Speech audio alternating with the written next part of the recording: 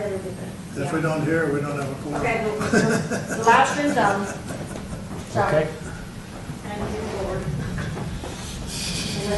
And do you mind, speaking of the Lord, I don't have anybody coming to do the invocation that thought we were out, so if you don't mind. All right. Are you getting a signal? No, not on the iPad. Top right-hand corner, you don't see the fan? I don't have a There's no Wi-Fi. I can tell you on my phone, there's no Wi-Fi in here. Well, see, I saw it on my phone. I saw it. I've got it. It's on. It may not be hot. But since I don't have the password, I can't check.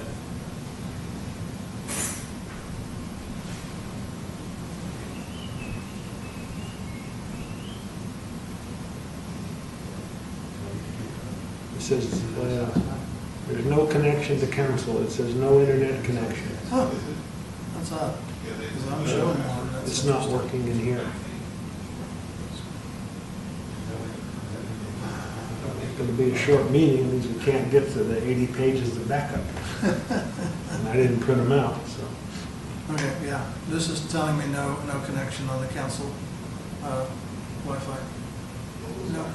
Okay. Do you want me to get the hotspots? I don't know, there's no signal in here for Wi-Fi. I don't know what's wrong. Hello, Good evening, Todd. sir. Have a seat. I'm all jacked up with this no shaking shit. I know, that's the first thing you want to do. Oh, yeah, I mean, I'm a hugger, actually.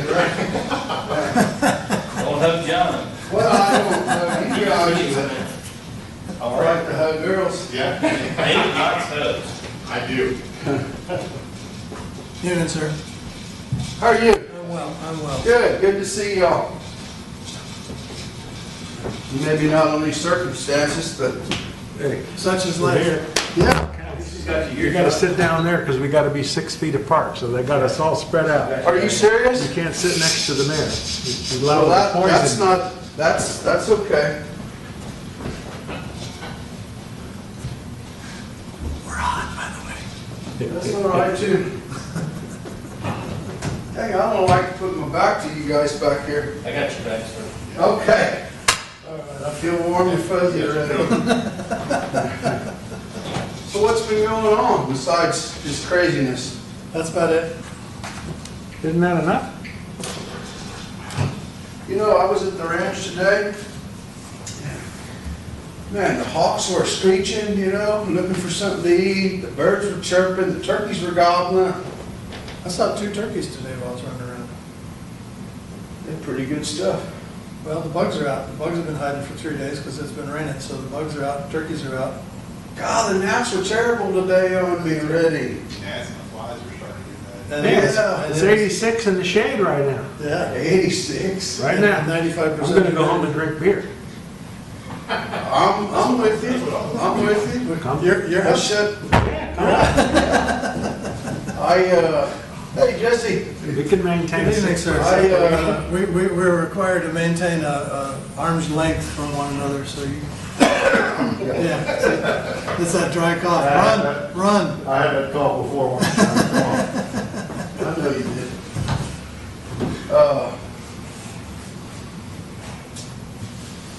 No, I wish I'd have drank a Gatorade earlier. I got water, but sometimes the water ain't enough. And it was warm today.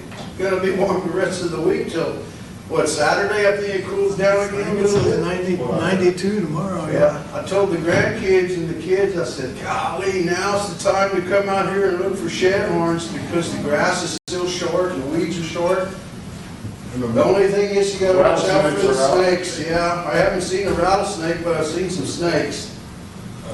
You see that one on Yes, sir. Facebook? What are from In North Texas, where they're working and they got 40-some rattlesnakes hanging from the tree limb? They said there's snakes everywhere, but they're not moving. I don't, Well, I grabbed one yesterday. I was checking fences, my snares and traps, and there's a roll of wire laying there, roll of netting wire, and I just happened to, I was looking for something else, and I walked over there. He's laying stretched out through that netting wire. God dang, dude, you're in trouble, ain't you? And I grabbed him by the tail, and he couldn't do nothing. He just, I mean, you know, you could feel him pulling, but Well, you got any arms and legs? So you He was can't do showing that. himself what he was doing. He's trying to get motivated. It was a mouse snake.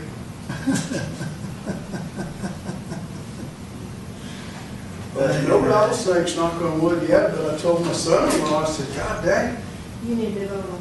move over some more. We have a, I said, we have a paper. Hard copy?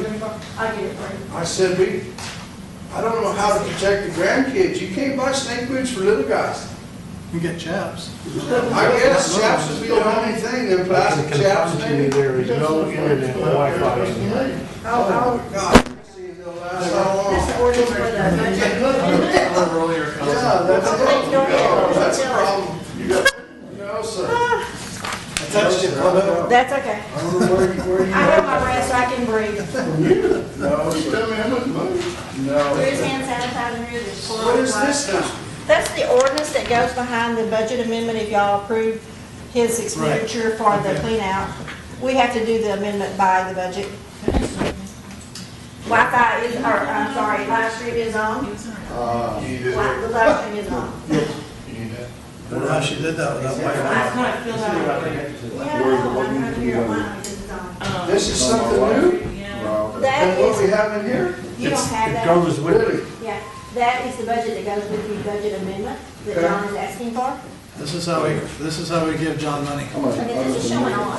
Yeah, see how it blinks? Yeah, I don't know, Just plug it in again, maybe it'll. well, Do you use that part of your live stream? Section 8? we're gonna find out, I hope not. That's the problem, I've already unplugged it since earlier. Yeah. No, I'm talking about yeah. power. Yeah. No, I We were can't. talking about it. Well, let me look here. See, there's Oh. nothing, and I checked But my you kept phone popping too. yours Trying up? to help us with the Don't other. worry. You kept pop up you didn't But we download still it? got- See here on the telephone, it shows you Because we don't Wi-Fi. know. It says council, Okay, and that's no tied to connection. this? Yes. Okay. Okay. There's nothing. Well, It's looking for it, but it can't find it. hey, you know what? I was thinking Corona, if they were smart, they'd come up with a 19-pack. They But might. I guess they'd probably catch too much slack over that, huh?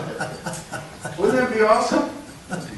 Did you read that? I just don't know how you get that rectangular I don't box. know why it's not being. They're trying to build a new plant, I forget It'll the show name of the it. company. See, it's showing, it's not Corona, looking, it's but some- there's no signal. Anyway, in Mexicali, Mexico, and they started It's on got this an exclamation project point already. on the fan. No, it says no internet They connection. started on this project already? I mean, they've already started construction. I've got a And hotspot. for some reason, now they're just voting on it, You may The have to city? pop it up, I don't know. and they didn't pass it? And so now they're trying to figure out what to do with what they started with. Okay, Trying to whatever you, relocate no, it was there for a second, and it went away. This is the boost. Whatever you did, it was there for just a second, and then it went away. Is the mayor gonna do remote from home? No, she's in her office. Oh, She's waiting on hubby. waiting on Habib. Well, Apparently. we can't blame it on traffic. No, he's gonna call in. Mhm. Apparently the ordinance that's in there, she wanted some more information on it. I think it encompasses everything, but, We gotta make the telephone work, that should be first priority. oh, it's already on. Is this turned on? Yes, we went into Leroy's office, he's the administrator, it's up, he'll just set it up. So whenever somebody calls in, they'll come on. It's ready. It doesn't work that way. You gotta You have to dial dial in. in. I don't dial in, But- it's set up through his office. Yeah, but this phone has to be dialed in before you can hear whatever, anybody else. It's not connected. You don't think? Oh, no, see, that's not connected, it's the dial tone. You have to dial this phone into the number, and then you have to say, She this set is it the up there to host. where they call in. That's all I know. How are we gonna hear it? If you don't have this phone connected, you're not gonna hear anybody. That's all right, I'll just sit here and be quiet. Well, You're so not I'm gonna- dialing this number in, Yes, that's what you do. that everybody else dials in. Yes, and then it asks you if you're the leader, you say yes. Okay, Okay. I have no idea. All I know is it's set up in yonder. That's what I'm saying, it's not a real, What do you have to dial to get a number? 9? And then Try yes. that. Yeah, 9, 5, 7, 1, 3, 1, 7, 3, 1, 2, 2.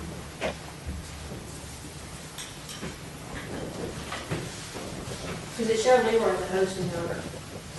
This, In yeah, his office? okay, he's the host, it's already turned on in his office, Okay, but we have to have it turned on, who we have to join here as a not host. okay. It's not, it didn't dial, so let's try again. Okay. Can you call him? 9, Call it. Text him. No, you call this, yes. do I dial 9 or 8 to go on? 9, but he's gonna call this from his phone. Yeah, we can't hear off this phone up here.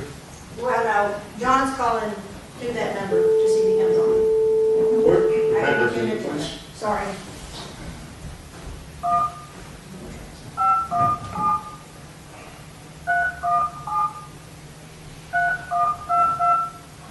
Well, it's been a long time since I heard that, those tones. It says busy. 157.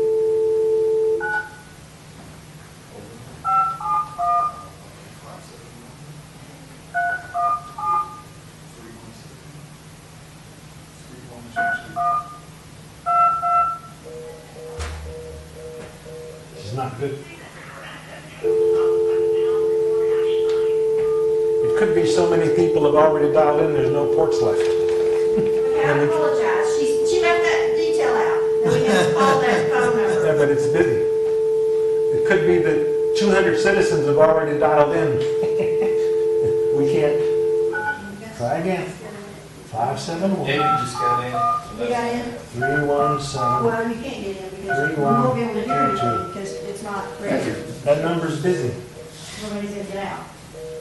Okay, so how do I do this? Do I go into his office and turn it off? No, no, if he's the leader and he's Well, already but she put it connected. in. She set it Okay, up. so So that she means took that, it down. that means it's open for everybody else to dial into, but we can't get into it.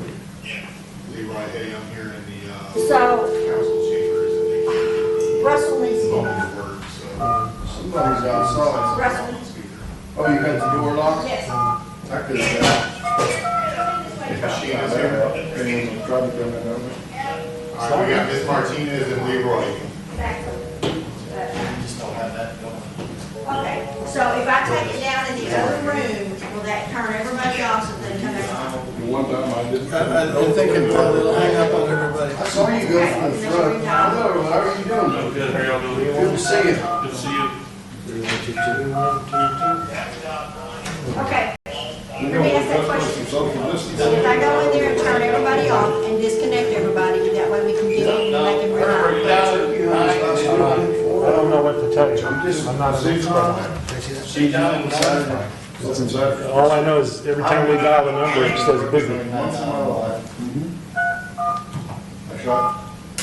I'll go over there and turn it off. and he's No, I not- think it's, if that's on. Well, no, Ah, good, okay. Jump on that. I told you.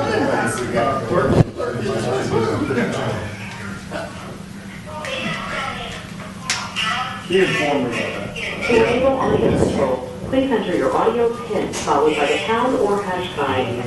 If you do not have a PIN, just press pound or hash. Can you hear me? Yes. Yeah, we can hear you.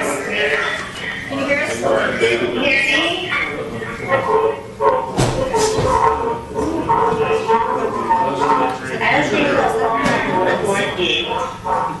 Sheena, are you there? Okay, good. We can hear you. Yeah, this is gonna be a problem. Yeah, I know. Okay. Everybody that's listening should put their telephone on mute if you can, because we're getting a lot of feedback in the conference room. Thank you. Okay, if this is Habib, I'm here and I'm gonna put my phone on mute. Okay, Habib, we can hear you loud and clear. I just repeated I want to one. let you know this is, Second to read. this is Leroy and Peter Martinez is on here, Habib. The Honda paper is on here as well as Darryl Spillman, and I'm not sure what was on the line, but we'll definitely need our phones now. Okay, well, just before we start, we've got... We're waiting on the mayor. She's in Yeah, her we're waiting on office. the mayor, but we've got Deborah's here, Todd, Jesse, Paul, Herb, John Gomez, Russell, Clay Binford, Devin, and the chief are in the room. David. David, not Devin. I'm sorry, David Fitzpatrick, not, I got my Fitzpatricks in my Fitzpatrick. Kirkpatrick. Kirkpatrick. It's The just, airport manager's here. We'll get there. oh my God.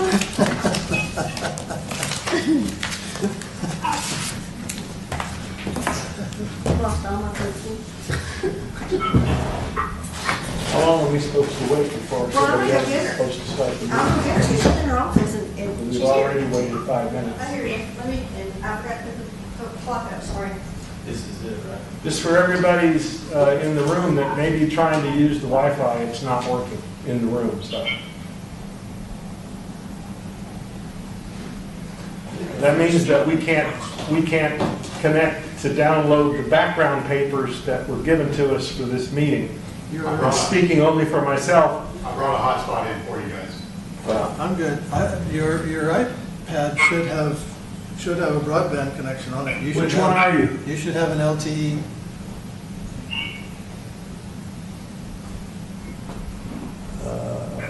Oh, Verizon, okay, here it is, good.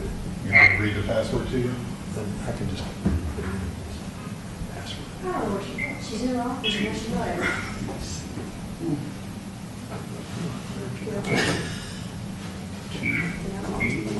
So if he starts the meeting, that's that.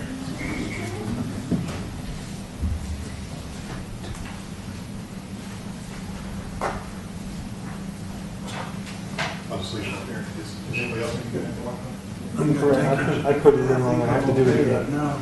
I don't think my first digit didn't go in. There you go.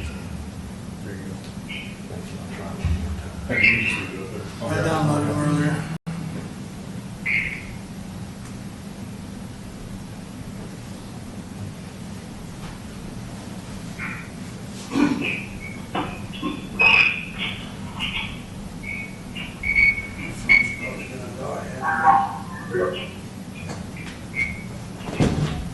You leave it up there.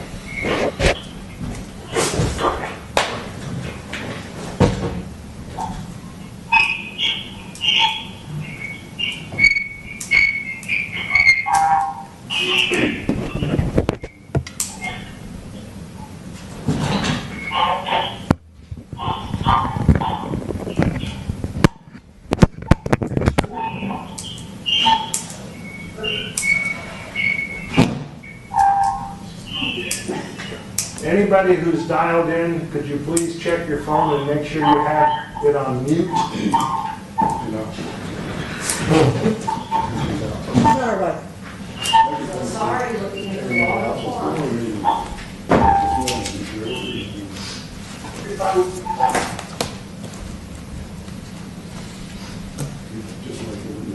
The mayor, Mr. Carey's going to give the invocation. All right, thank you.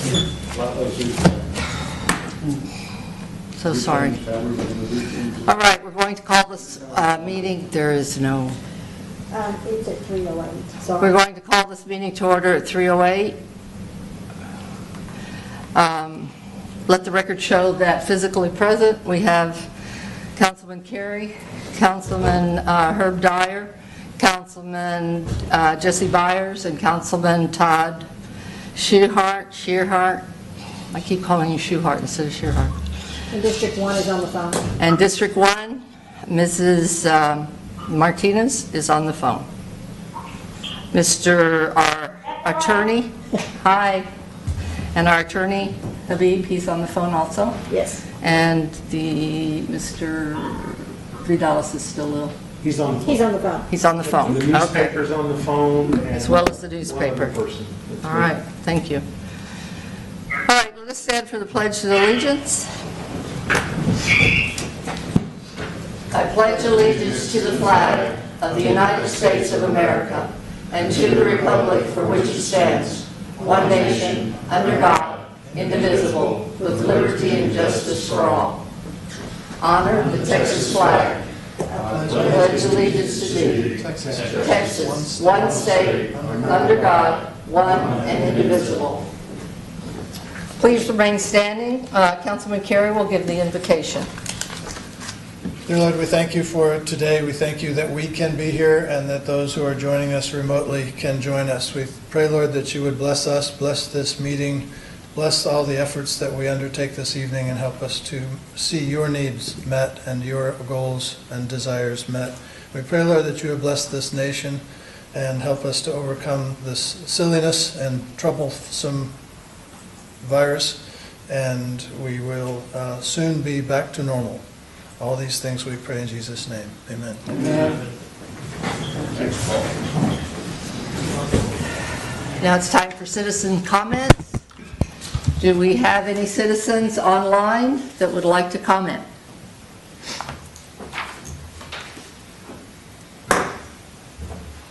We do have some emails that were sent in Okay, for a couple of the, well, for the subject of the airport today. all right.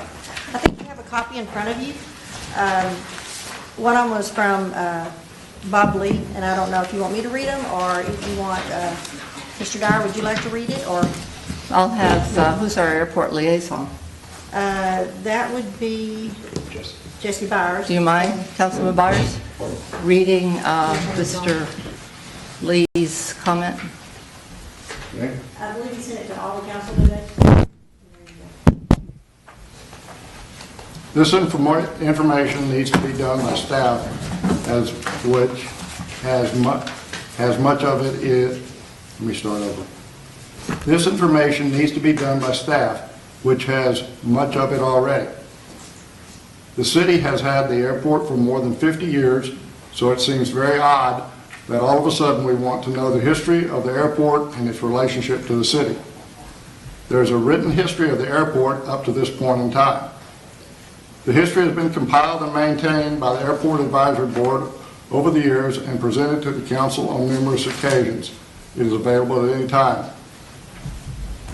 The government deed of trust laying out city requirements when the airport was turned over to the city answers much of that, along with the city being responsible as a sponsor to FAA to properly operate the airport. The airport manager can produce those documents.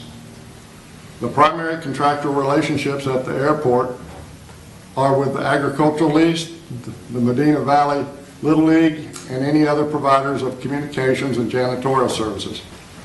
The lease of municipal water to the city could also be considered a contract. All the information for these contracts are in city records and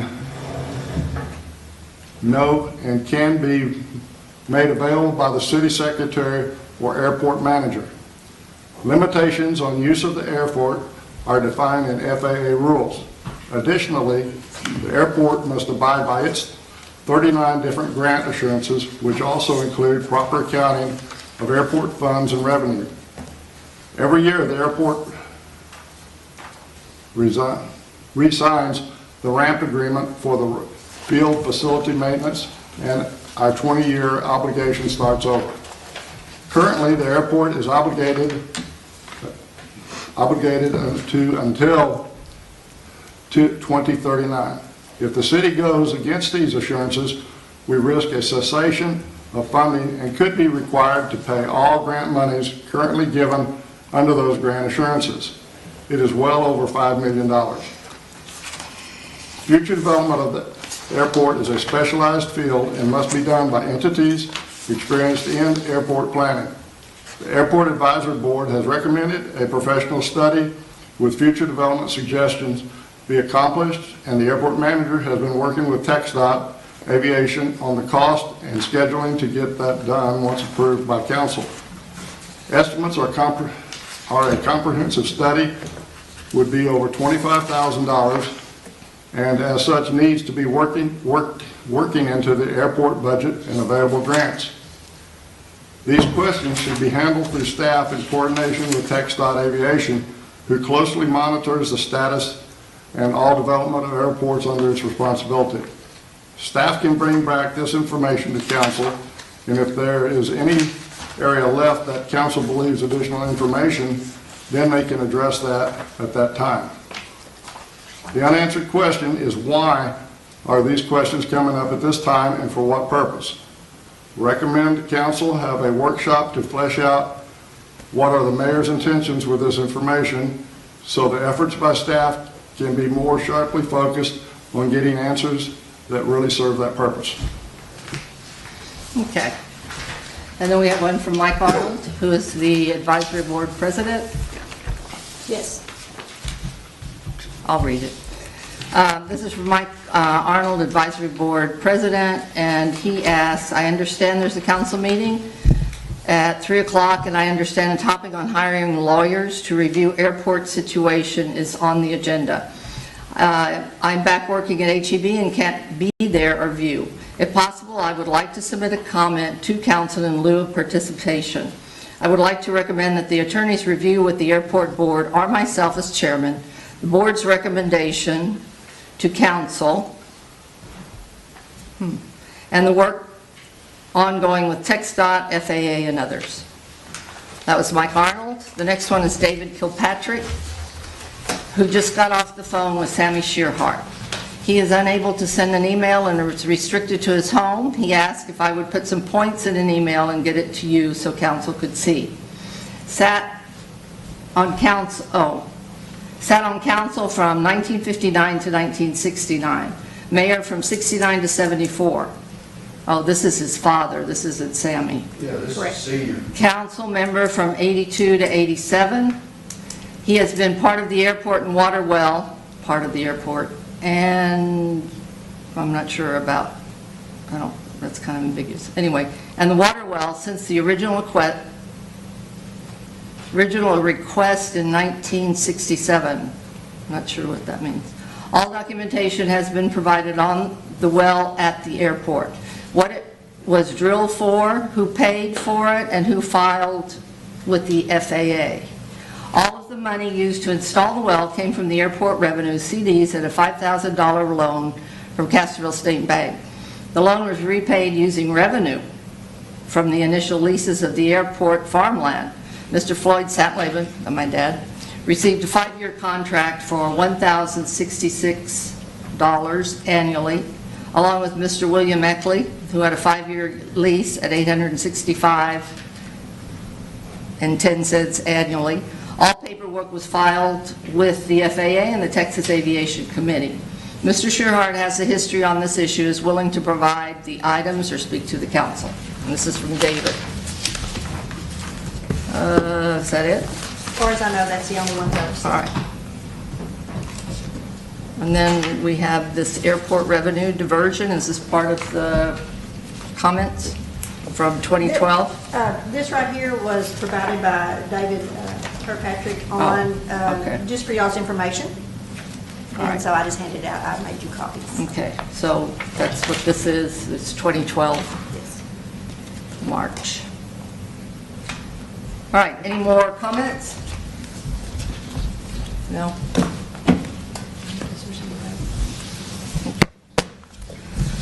We will go to consent agenda. Do I have a motion? We have four minutes. I've got. No, we Yes. only have one set of minutes. No, I mean 4 consent items. No, we only have one. How come I have minutes from February, minutes from January, minutes from January, minutes from February? I'm not sure why we have that. I have one thing on the consent agenda on mine. Myself. Okay, I'm looking. The only thing I have is Looking at- minutes from March 10th. I think you're looking at the minutes that we're reviewing. Oh, from March minutes 10th. we're reviewing. Oh, okay. So consent agenda minutes for March 10th. Do I have Mr. Councilman Dyer? I've got one correction in paragraph 11. About a third of the way down, there's a sentence that says Mayor Dyer. Oh, And I'm sure it's sorry. intended to be Sorry. Mayor Pro Tem Congratulations. Dyer. Yes, That's the only thing I have to correct. You should read it. sorry. For posterity. Jesse, yes. Any other? No. None Do I here? have a motion? Move we accept the consent agenda. All in favor? Didn't All need a opposed? second. Sheena, we couldn't hear your vote. Aye. Thank you. I'm sorry, who seconded that? I was. Nobody. Nobody. Oh, I thought I'll Sheena second. did. thank you. Okay. Do we need to do it over? Do it over? Since we Just did second? just recount it. or just read? I'll second it. Okay. Well, I think Mr. Sherritt just did. Sorry. We got a second, that's all we got. We had a first by Mr. Carey, a second by Mr. Shearhart, and After the fact. You want us to redo? Just call the vote. All right, let's do it again. Just trying to get this thing done. All right. Do I have a motion to accept the consent agenda? You do. Do I have a second? Second. All in favor? Aye. All opposed? Aye. I think there's a delay. Thanks. Thank you. Councilman Martinez. All right.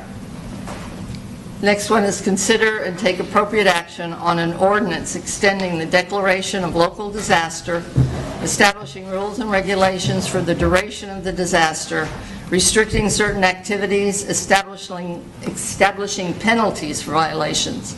And I'd just like to mention this is something that, as emergency manager, we're doing with the chief because he is the appointed, where'd he go? He hid. He's the appointed, he is my appointed emergency coordinator, which is in accordance with the local, state, and federal requirement that the mayor have a emergency plan that's updated and filed with the state of Texas.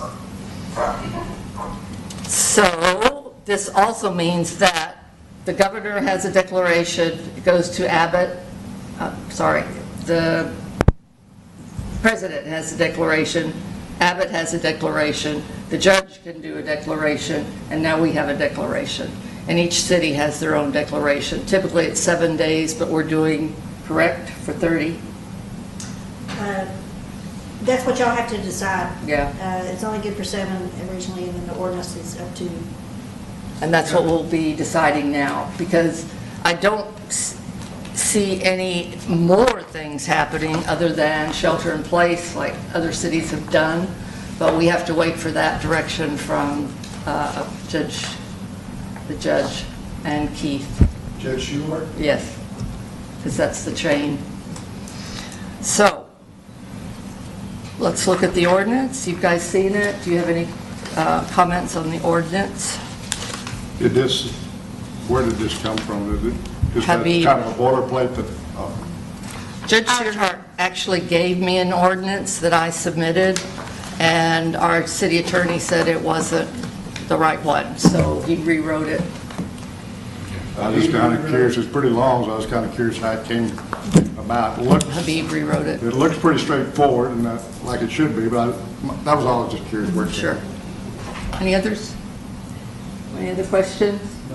Well, on the example, since you amended the original Yes. yesterday, there's going to be additional on here. Yes. And I'm sure Habib's on, and he can explain. But also, I believe Leroy was going to also speak to just things in general, to try to get y'all's ideas on what we need to do next. I believe Leroy's going to be speaking on it, on what we need to do possibly on some other things. He can't, we have to follow the emergency plan, and we have to get direction from the judge and our emergency manager for the county, who is Keith Lutz. So what we would be doing here is you guys would make sure the wording's okay. If you included enough, or if suggest to me that I include more, which would be an amendment, but I would have to. Well, we have the new amendment, which is not in here, that we would need to. The new update. amendment that I just did from direction, FEMA's involved now, and it was to close City Hall to public because we do have other venues for paying utility bills, which are the drop boxes outside plus mail, which is typical, or credit card.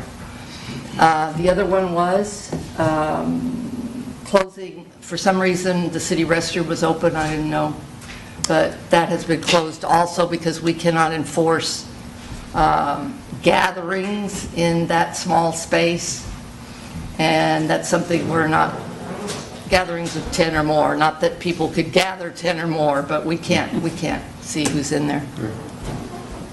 How long are we proposing this for? What's the you're saying it starts out at what, 7 days? 7 days. And if that 7 days passes and we're still having this crisis, then we need to come back and redo that? No, that's why we're, No, what I mean, that's what I'm saying, No, if we yeah. sit for 7 days, and then we'd have to come back if we still needed it. right.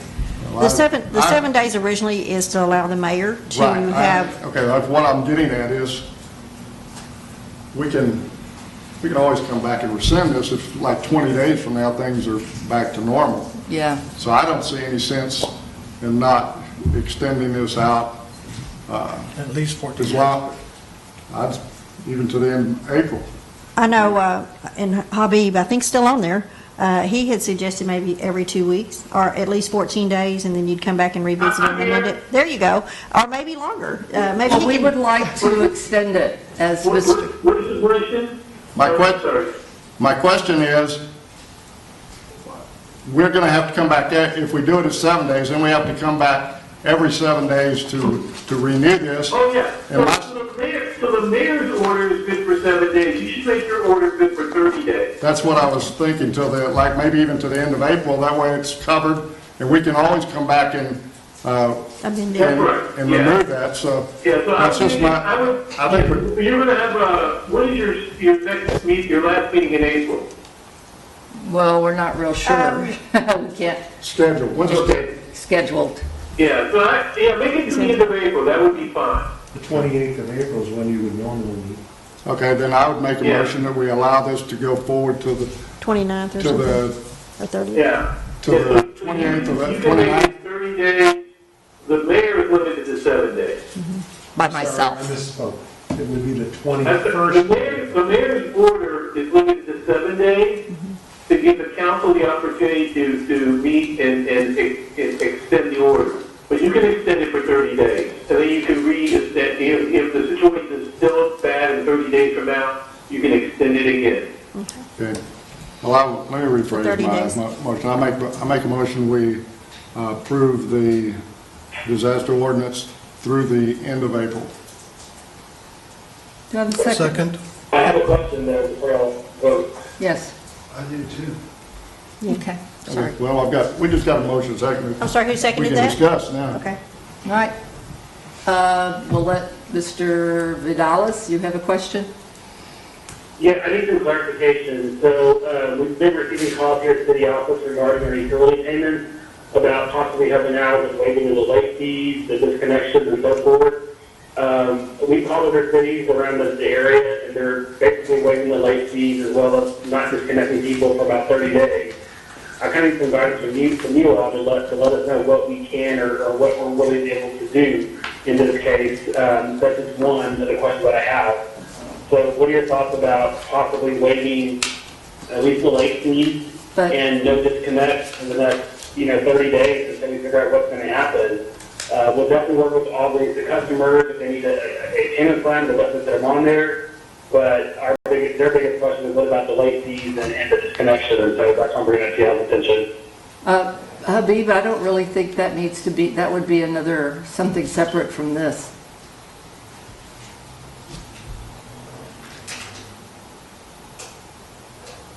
Well, I would change my, considering I've seen these same reports and stuff, I would go with the, add to my motion to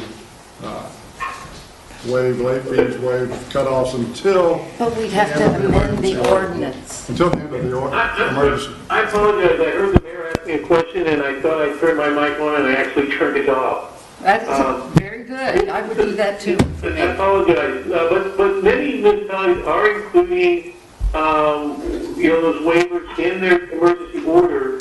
But if you don't, you're still going to have to take action at a later date to waive and, No. penalties and also not to suspend disconnection, because Leroy doesn't have the authority to do that. Council would have to make that call. Would that be You can put in, put it in the order, or you can I do just- it at I a think this follow-up is meeting. just on the spur of the moment to bring that up. I'm concerned because I think we need to get the variables lined up as to whom, essentially everyone could say they can't pay the bill unless we ask for paychecks or proof they're not working any longer. Yes, sir. I have a suggestion. We've been working with the city staff for a week to write a set of instructions Yeah. for how we're going to implement Yes. all this, all the ordinances that we're considering passing. Yeah. And I think that would be the kind of thing that would go into this. Definitely. COVID-19 mitigation instructions for the city. That's the kind of detail that we could put in here, and then these instructions would be implemented on order of the mayor. She would sign them. City council would have an opportunity to recommend that it be signed, and then the city administrator would be responsible to execute these kind of low-level details.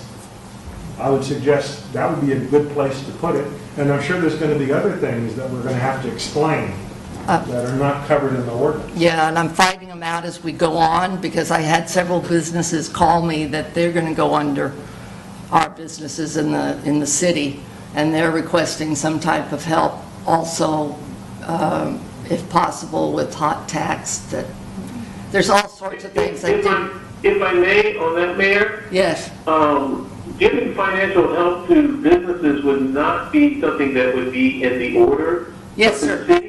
The city, by separate action at a later date, could establish a program under Chapter 380 of the Local Government Code to provide loans or grants for business retention. Yes, sir. And we'll be glad to help you with that. And we will definitely need your help, but what I was trying to say is we have a huge ball of that kind of thing with even utility adjustments, evictions, foreclosures, all that stuff, which we really haven't addressed in this ordinance yet. I was hoping council would address it. Well, the utility bills are due tomorrow, basically, for the last month, so we have the opportunity on 2 occasions before next utility bills are due to deal with that. So if Councilman Byers accepting, we'd not add that amendment. It'll be fine. And then you guys can work together on this whole ball of wax, because it's big, especially, Okay, then mine is just to approve, what's this thing called? The ordinance of the city council to extending a declaration of local disaster. Then my motion is only to allow that to go through the end of April. okay, got a second? And She Oh, has- I'm sorry. We've already No, that's all right, I was waiting my turn. No, you need to throw something You out. talked about the county judge, has he set any parameters? The parameters, the issue is, nothing is going to be stable right now, because as you know, other cities have declared shelter in place, which is a huge blow to businesses, because only essential businesses can be allowed to operate. I've already had calls as to what is an essential business, and it's very clearly defined. And I see problems with not only citizen utility customers, but also commercial utility customers. So that's why I think we would need to look at this whole thing, because I'm not saying it will happen, but there's the probability is that we will, if the cases continue to rise, we will have a shelter in place. So we need to prepare. I'd like to be proactive and prepare for that now, before it happens and we're like, what do we do? So what was the answer to my question again? He did talk about it. Yeah, but we hadn't said any? No, because there's too much, as I said, the issue is the burden of debt and loss of monies for businesses. So we're kind of holding on for a while, if we can, but as you know, Trump has said that. He wants to keep businesses going, as well as Abbott. So we're trying to help businesses, because quite frankly, if we do the shelter in place, essential businesses would be the only ones operating, and we'd lose a lot of people. Nail salons, hair salons. I doubt if they'll be able to survive, but that's So- what I was kind of, Can I ask you a question? Yeah. So the ladies that are already having phone calls now on people that have already lost their jobs and asking for, I guess, payment plans, we're to tell them now that we are not waiving late fees and or I think we have two disconnect. opportunities to deal with that between Yeah. now and the next Because well, bill because cycle. they're getting paid, they're paying now. no. Oh, they're not. No.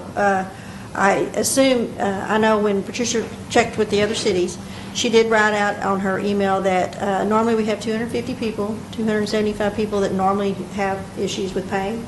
As of the time on the 23rd, we had 800. And so I don't know what the current is now, and I'm sure people are going to try to pay, but I'm I'm serious. just not sure about the, I understand what you're saying, what they tell us. but this is a dangerous area right now because our city makes money off utilities. And I'm not saying we can't do this, but I really think it needs to be thought out by council first before we make a blanket. I would say it's in the works, not that, I don't know if you could waive it until we come up with something. Well, only if y'all approve that. You have to vote that Well, in, I don't have Could a we problem. suspend cutoffs? you know. Just leave it there and work out payment plans But- later, but suspend cutoffs. But do we have to put that in this ordinance? I believe Habib said that we did need to put it, I guess, in Exhibit A, or wherever he'd need to put it. He could change it. I'm assuming, ask him. If it's not on the agenda, we don't do it today, then we do it Yeah, in 2 exactly. Well, he weeks. said you would put it in this order. What was the question? If they could, if the council decided to waiver or not disconnects, would that be put in this ordinance today, or would they have to bring it back for another? You could? Well, they could put it in today, and then if they put it in today, would it be effective upon the effective date of this ordinance? Which would be, But if they don't put it in today, they're gonna have to come back at a later date and do it. Yeah. Because the city administrator and the mayor just do not have a power to waive that's a council action. Right. So they can do that. but would this be in the Exhibit A, is where you would add it? Is what they're asking, I think. Add in the exhibit A, just a new number to the exhibit A. Okay. It's up to you guys. I can see where that won't affect us financially.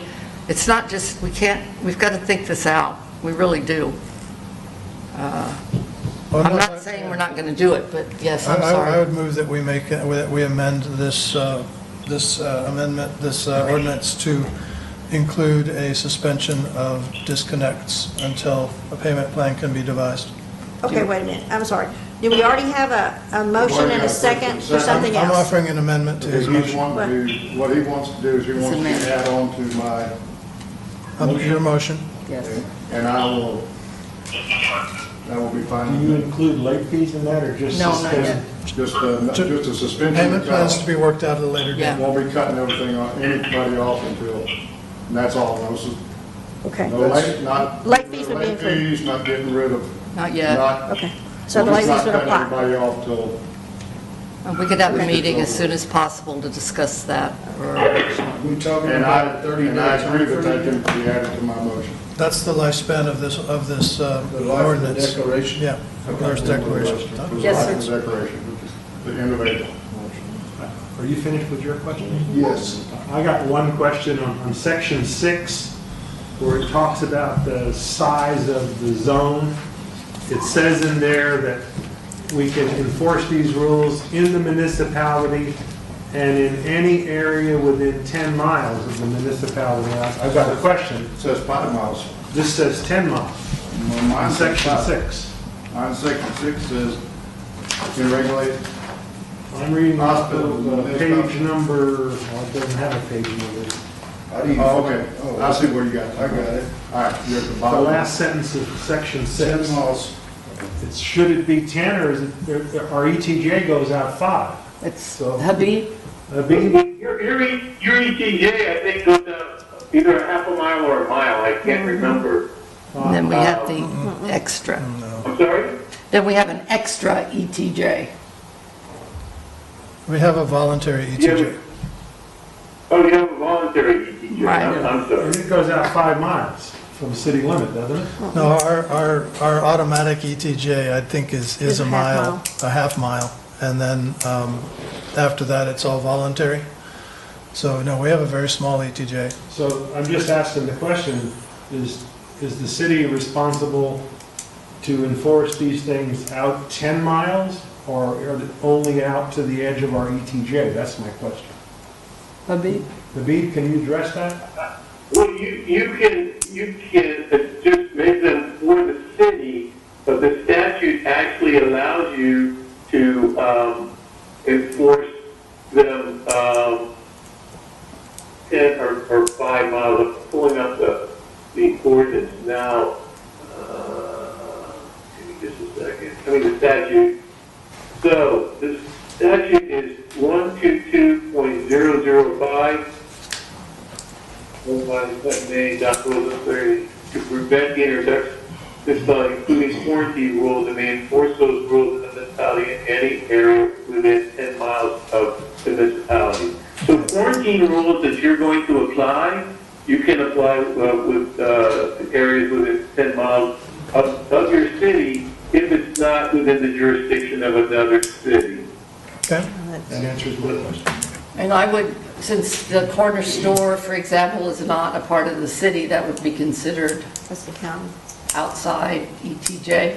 Yeah, And we so would- just as a point of clarification, if I may, you can maintain, I don't think you have any regulations of hospitals in your city, but it also gives you jurisdictions for regulating hospitals in times of emergency, areas, hospitals within 5 miles. That's good. But quarantine, you have the authority to do it within 10 miles.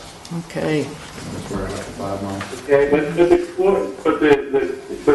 has to be related to quarantine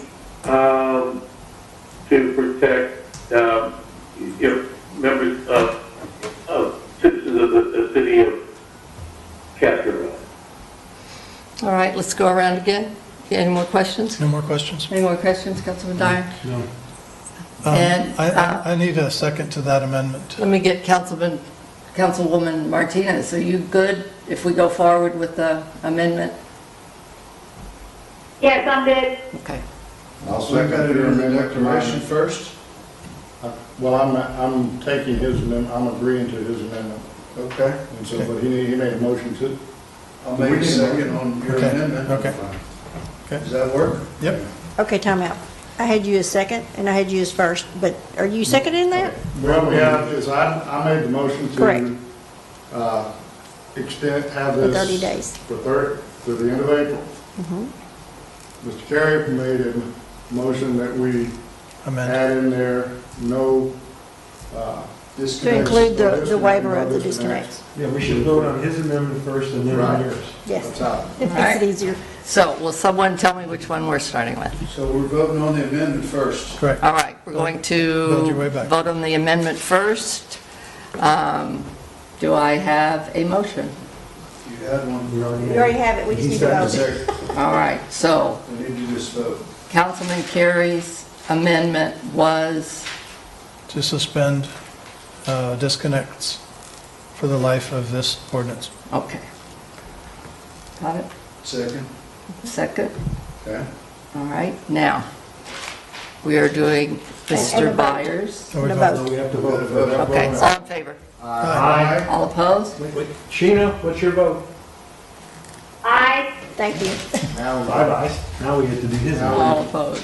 now we vote on mine. All right, now I'm going to ask for a motion regarding And I made the motion. Councilman, okay, would you summarize it for me again, please?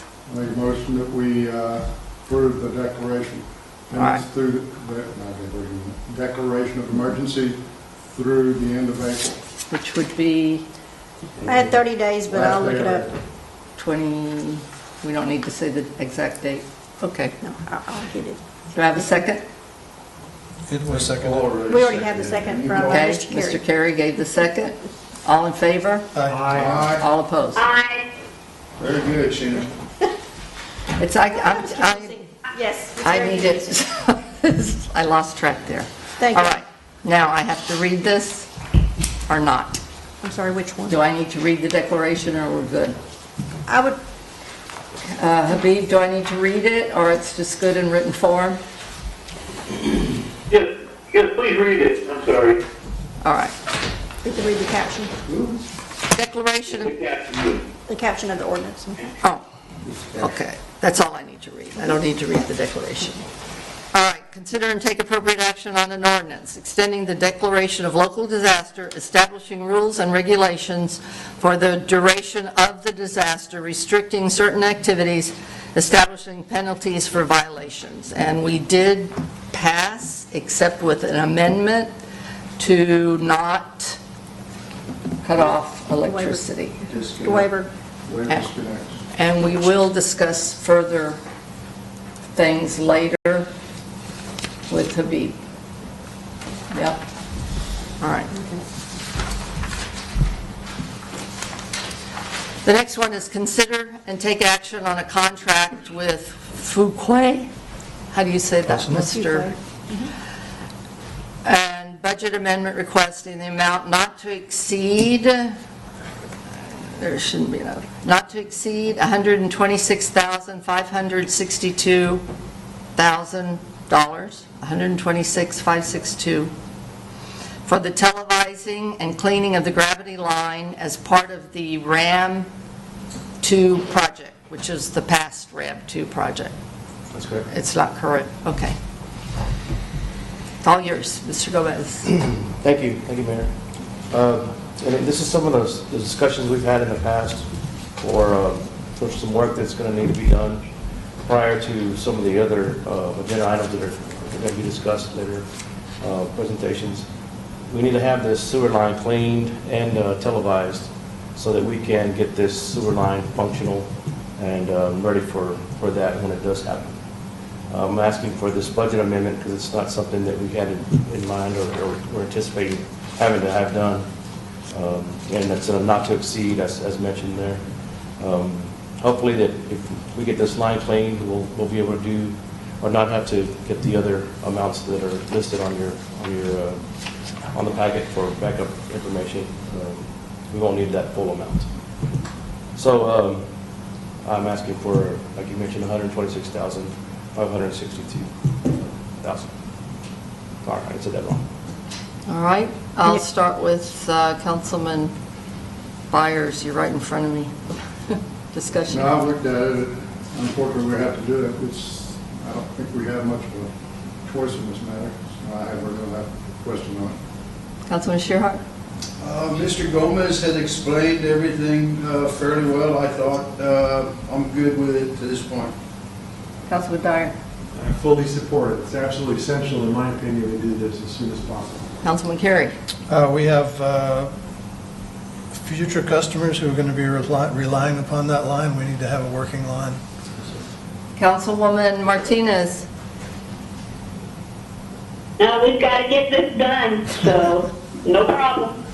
I just have one question. So on your background, it says, in the event the original contractor does not come back to complete the testing, the city will have encumbered the entire funds needed to have the testing done. So if this isn't done, the contractor, we're doing this so he comes to inspect, or?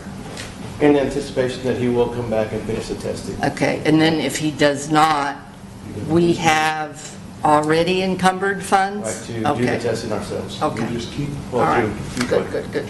Okay, do you have a motion?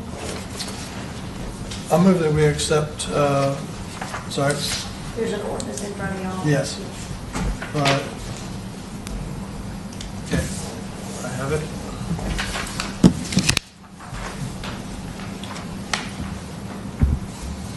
I move that we pass the ordinance to approve the budget amendment, authorizing a budget amendment to the enterprise fund of the city of Castroville, Texas, adopting the budget for the fiscal year 2019-2020 in the amount of $126,562 for the televising, CCTV, and cleaning of the gravity line as part of the RAM 2 project. I second the motion. All in favor? Aye. Aye. Aye. All opposed? Motion passes. Thank you, John. Thank you, John.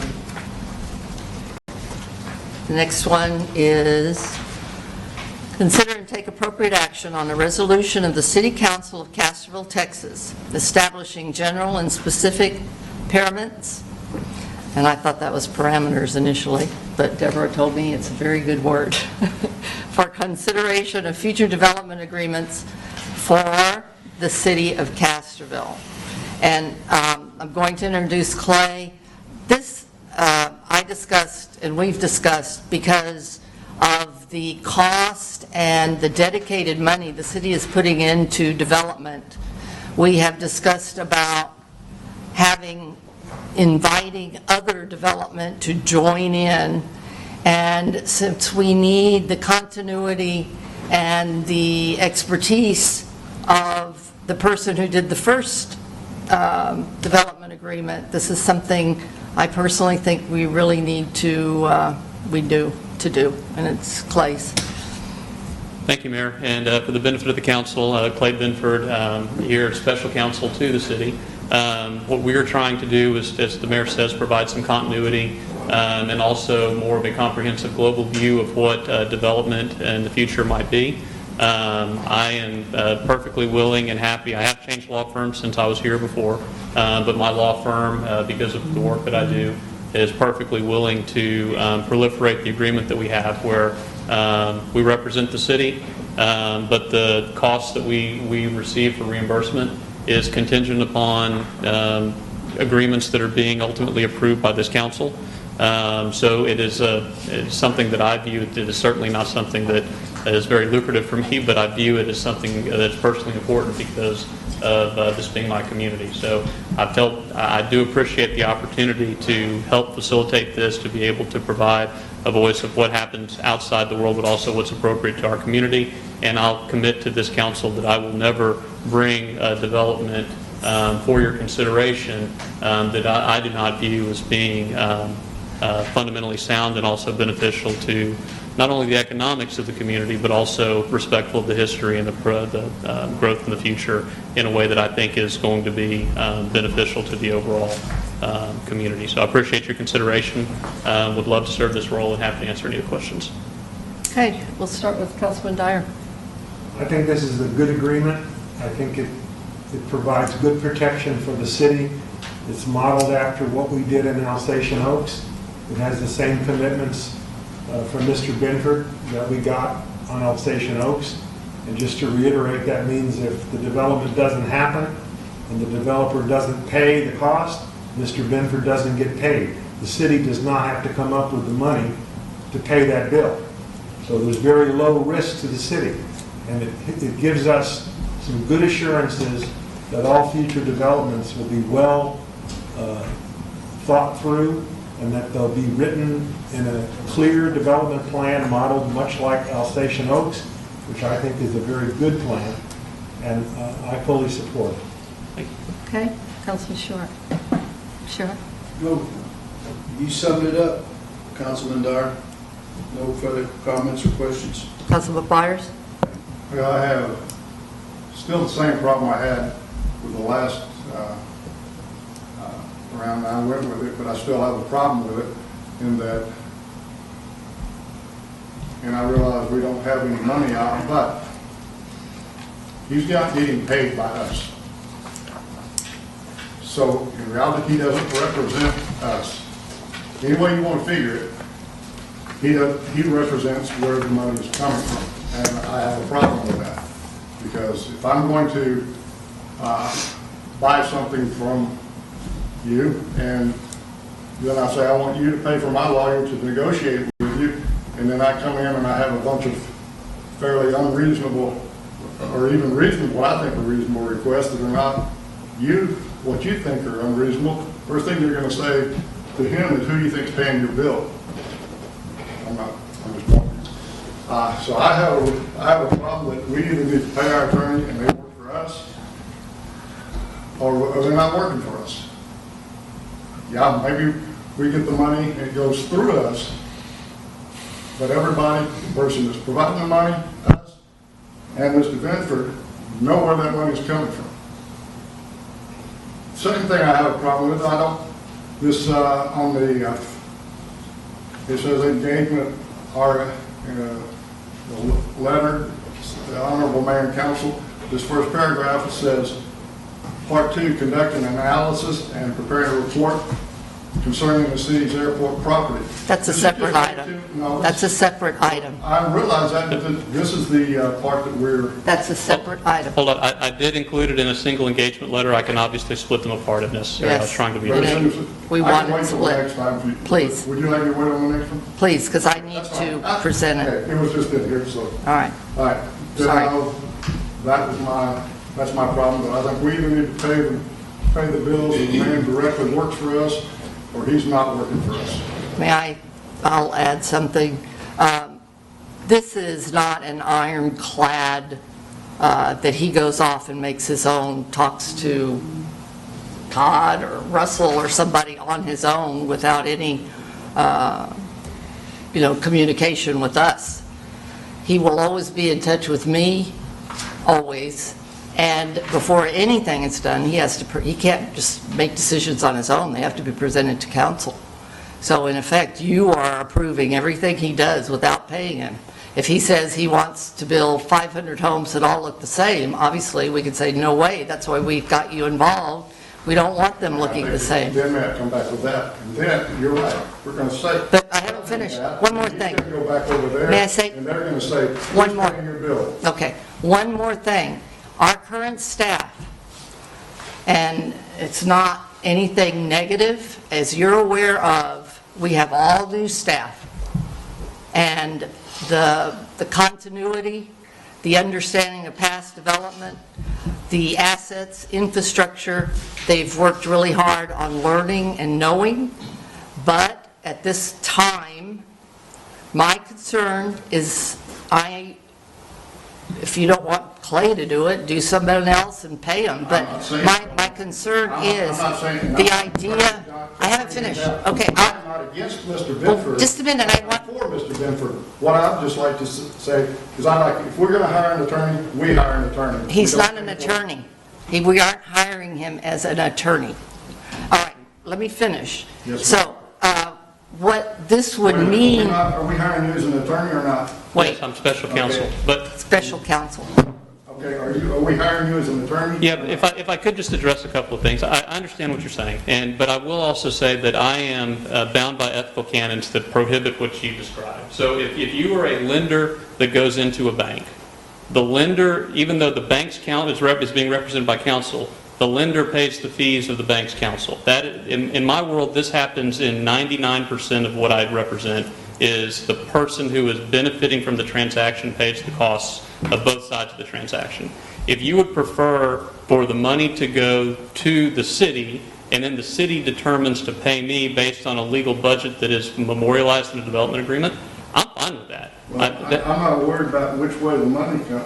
I don't care how many accounts it goes through. What I'm saying, no, but well, sure, but I mean, that's when any lender goes to a bank and seeks a loan, the costs of the counsel for the bank get built into the loan proceedings. So there's always one party paying. But what I'm saying is, if you would like for the money to go from the developer to the council, and then the council make a determination to pay me based on whether you think I did a good job or not, within a budget that was negotiated, I don't care. That's fine. I mean, what I think that I have done is put myself in a position to where I can represent you, and I'm not concerned about the economics coming back to me, because I am not fighting for my next penny. I'm really not. I understand. And so, And I'm not, and I'm hoping you don't take it personally. I don't at all. I'm looking at it from what I think is a business standpoint. Sure. If I'm dealing with an attorney and he's being paid by the person that I'm dealing with, in my opinion, that attorney works for the other person. Yeah, I would just respectfully disagree on that, but it is your opinion. I get it. Well, Sure, that's fine. But may I say something? The issue here is that we cannot annex. We can't. I can't go and annex a developer. And we all know that it has to be negotiated.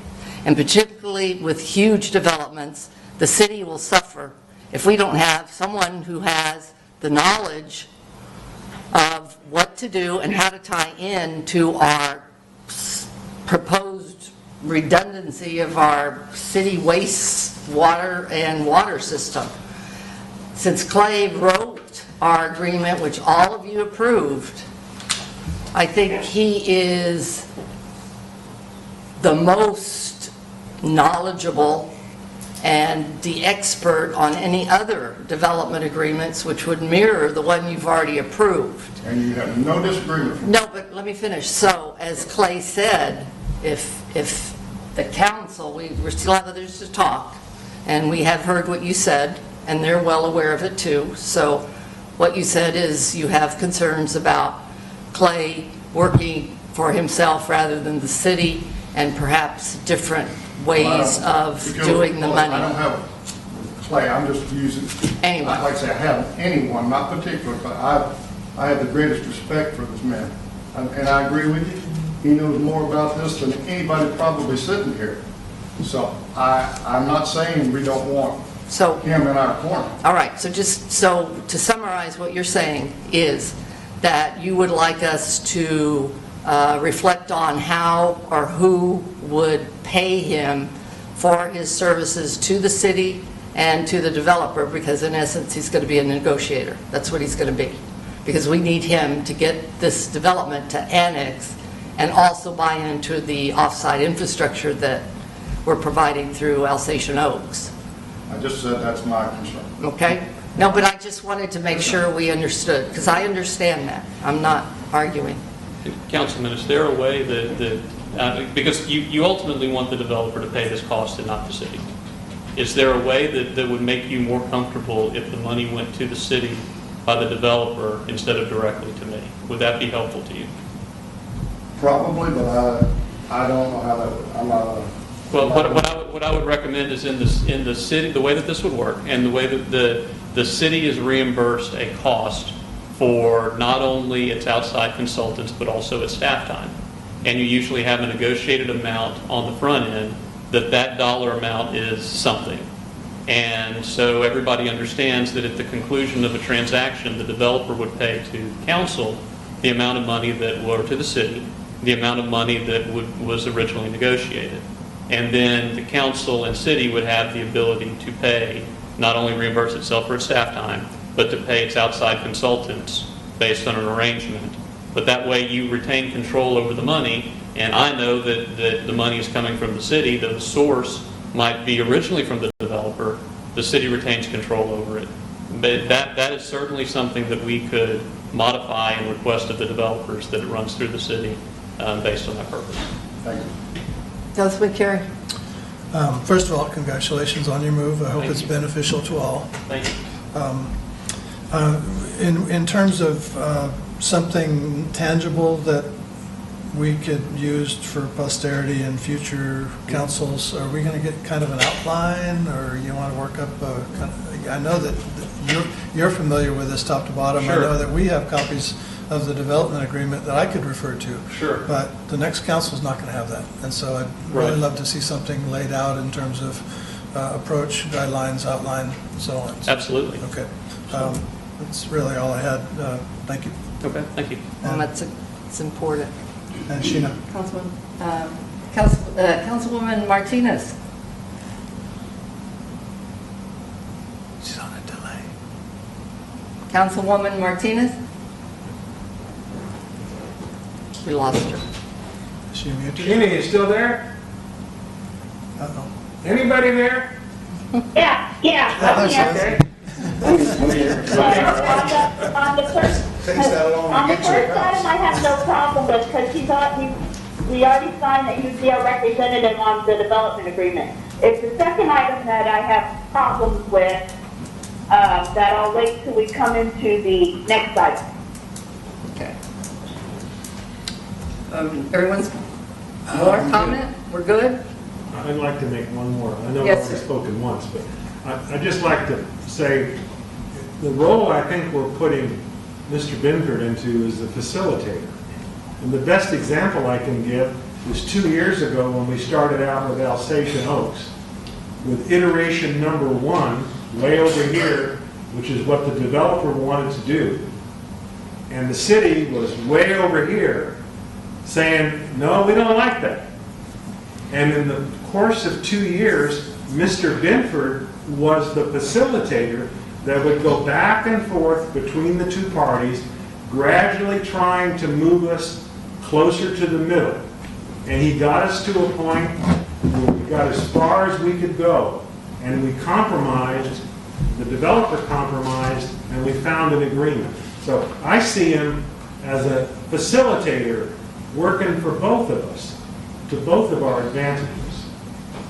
He did a very good job. Thank you, I appreciate that. Thank you very much. Any more? All right, do I have a motion? I'll move that we approve the resolution for the City Council establishing general and specific parameters for the consideration of future development agreements for the City of Castroville, employing Mr. Clay Binford as special counsel. Do I have a second? I second. I have a question of how are we going to, if we've already approved the resolution in number 9, number 10, There's a second resolution. pardon? There's another resolution for number 10, Okay, yes, sir. I'm just reading the agreement. Okay, Yes. Mr. Binford had offered to separate those items. I understand it, but they're not in there, they're not separated. Yeah, it's, They're not separated? Yes, they are. Well, I don't know. The engagement agreement, if only one of them correct. passes, I'll strike it out. yeah. There's a separate I know resolution. what you're talking about. They are, yeah, further down. All right, all in favor? Aye. Aye. Aye. All opposed? All right, thank you. All right, the next one. This is consider and take appropriate action on a resolution of the City Council of Castroville, Texas, authorizing the development of a comprehensive airport analysis for the City of Castroville, Texas. This is my item. The very first reason that sparked everything was when I read the draft of the report on recommended water and wastewater improvements for Alsatian Oaks, and someone had scratched out, we had 3 scenarios, and one was the airport well, because we know it's very capable of producing gallons per minute, and someone had scratched out the use of the airport well, period. And no one would say who did it, which is past history. However, in I can't remember, I didn't bring my documents because I didn't consider I'd have to, but the City of Castroville, it was Mayor, the woman, what was her name? The woman mayor. Who I was see the her woman picture, but I mayor? forgot her name, I'm sorry. Miss Cease? Miss Cease? No, it was Mayor before Cease? her. Cole, couple, I'm not sure, I'm it sorry. was a long time ago. And she said, before EAA, Edwards Aquifer Authority, existed, it was a whole other sort of department, and it was the Edwards Aquifer something, I can't remember exactly. And at that time, the whole water situation was not yet a commodity, so water was not reported in books as a revenue, and it was not reported as a commodity or being owned. So now I find, when I found this scratched out, I started researching myself to find out when did the airport water suddenly become a commodity, and ownership was the airport. As I went back through the minutes, I could find nothing with the transition from Edwards Aquifer Authority, the ruling, I think it was in 1990, I believe, when they started withdrawal permits. A withdrawal permit had to be made with historical use, and I could find no historical use documentation of the airport well.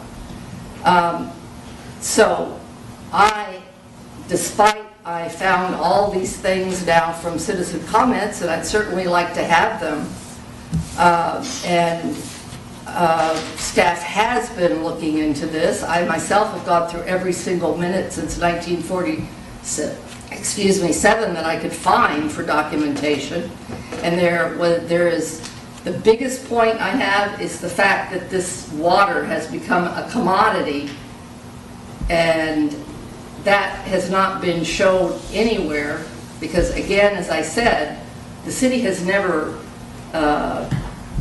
been reporting it as having value. And I remember specifically, I think it was when Mayor Lee was mayor, when all these things happened, and they were something about reporting it as a commodity, and they didn't have to because it was not yet bought and sold or something like that.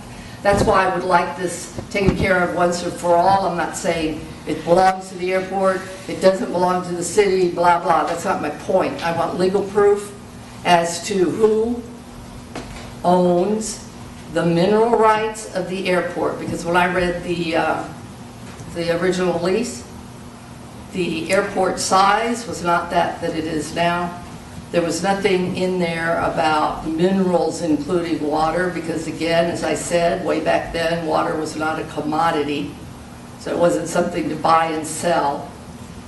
That was the main reason. And taking it out of this phase one, which is going to cost the city a lot of money, the future need for the airport well, for the redundancy, if we do get more development, which I'm sure we are going to get on that side of the city. The other reasons are, and I will talk about them, was as I was doing the budget before this resolution came through, I was checking transfer and line items. I found a line item that had the water acquisition fund paying the airport for the water lease. I'd like that clarified. I went back to see why in the world the city would lease water from the airport. I went through the minutes and I found that at that time, that was when Edwards Authority started their contingency plans with the sky is falling, we're going to run out of water. And Mayor Lee and who was it, Fusi? I can't remember. Decided that the city needed more water. And they decided that the more water, the extra water was going to be from the airport well, and the city would pay for that well. Yet, in all the leases that I found, it says the city of Castroville to the city of Castroville, and that bothers me. So, I don't care who owns the well. I just want everything to be clear and transparent. Another fact is that in the budget, I'm aware that it seems that the park is paying for the water use of the baseball team to the airport. That bothers me. That needs to be clearly represented. If you guys want to do it, that's your call. But it needs to be clear.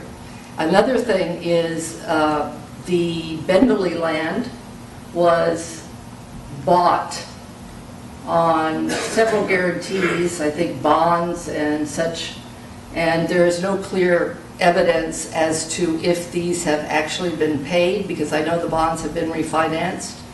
And all I'm asking for is transparency on this. And another thing that I had issue with, and I talked to Leroy about, was the city is paying for O&M, operation and maintenance of the airport well, the irrigation well.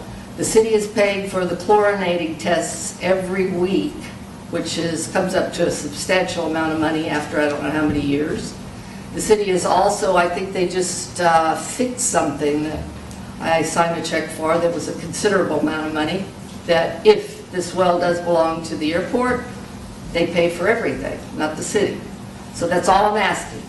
I just want it clear, legally documented.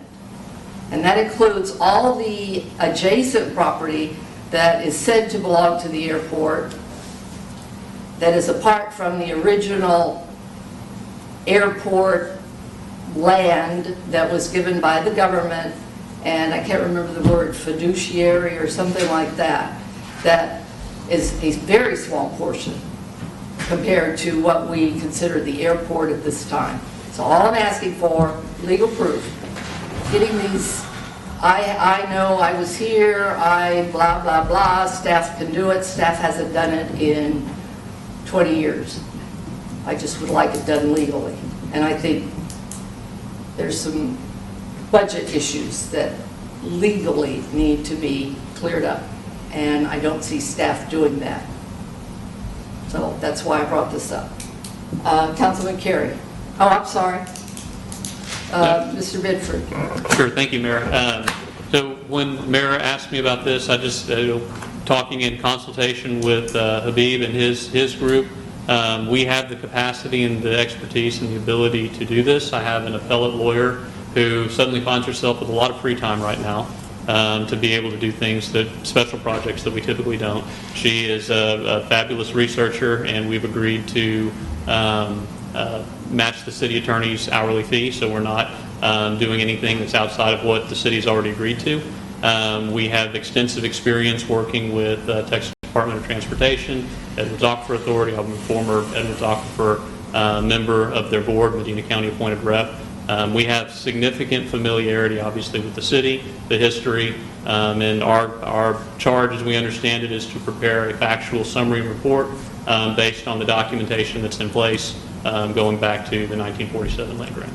And I'd like to add also that I did find in the budget that the city is leasing the land that doesn't seem to be the airport proper in the original lease, but the lift station land, and I please would like that corrected if it's untrue, as well as the baseball field.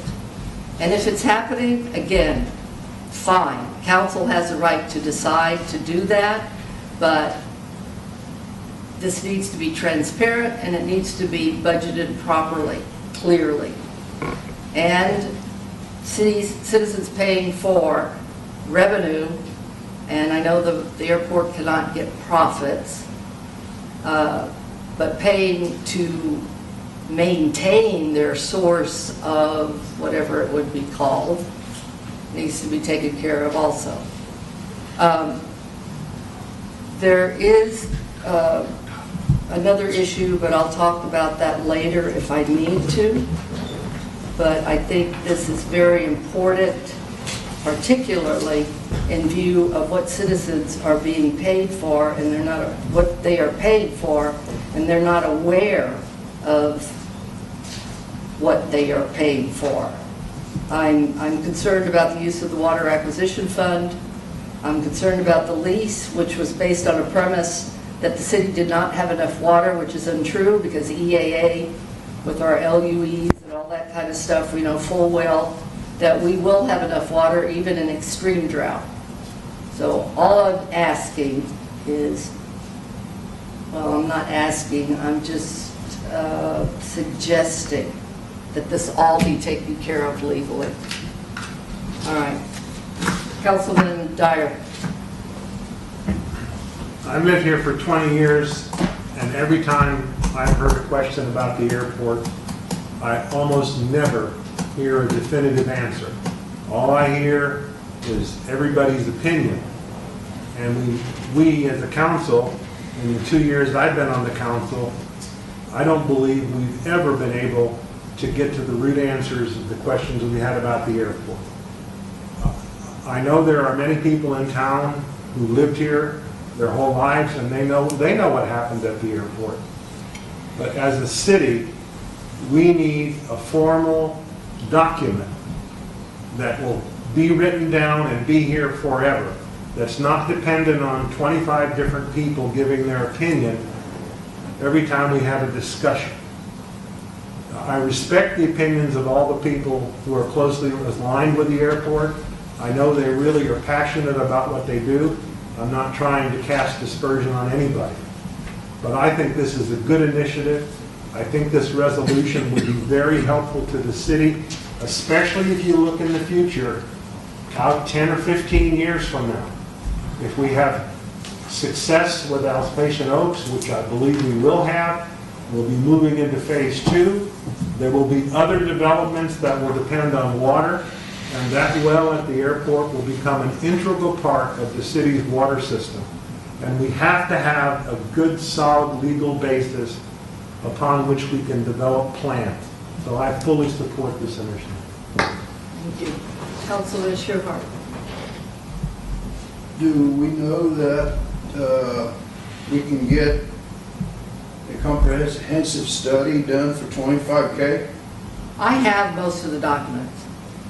That I have gone to the county courthouse because everything has to be registered at the county courthouse. I paid for the documents myself, I was not reimbursed, but I did it on my own because of the controversy and, quite frankly, all the emails I've gotten and remarks that I've gotten about delving into this quagmire that is based on oral history. So I'm not sure, but I've offered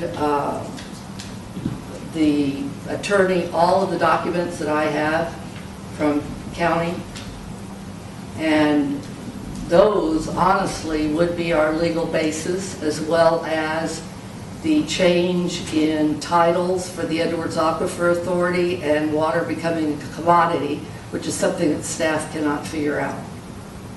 Staff does not know when water actually became a commodity to be reported on a city budget, and how it became a commodity for the airport. Because according to the Edwards Aquifer Authority, the farmer, or the farming and use of the water for irrigation was done by the city, and it was done using an environmental impact statement. I have the environmental impact statement, which was totally against the use of the airport land for farming because of FOD, attraction of birds, all that sort of stuff, all dangerous for aircraft. So what I'm trying to do is not convince you, but I'm trying to make you understand. I have a considerable amount of documentation which refutes a lot of the oral history, which the only ones that can actually determine the commodity issue and the overall city ownership would be with experts, as Mr. Binford said. But again, the bottom line is I started talking, going off on a tangent. I have piles. And that might help. I would like to see the airport guard and the airport manager.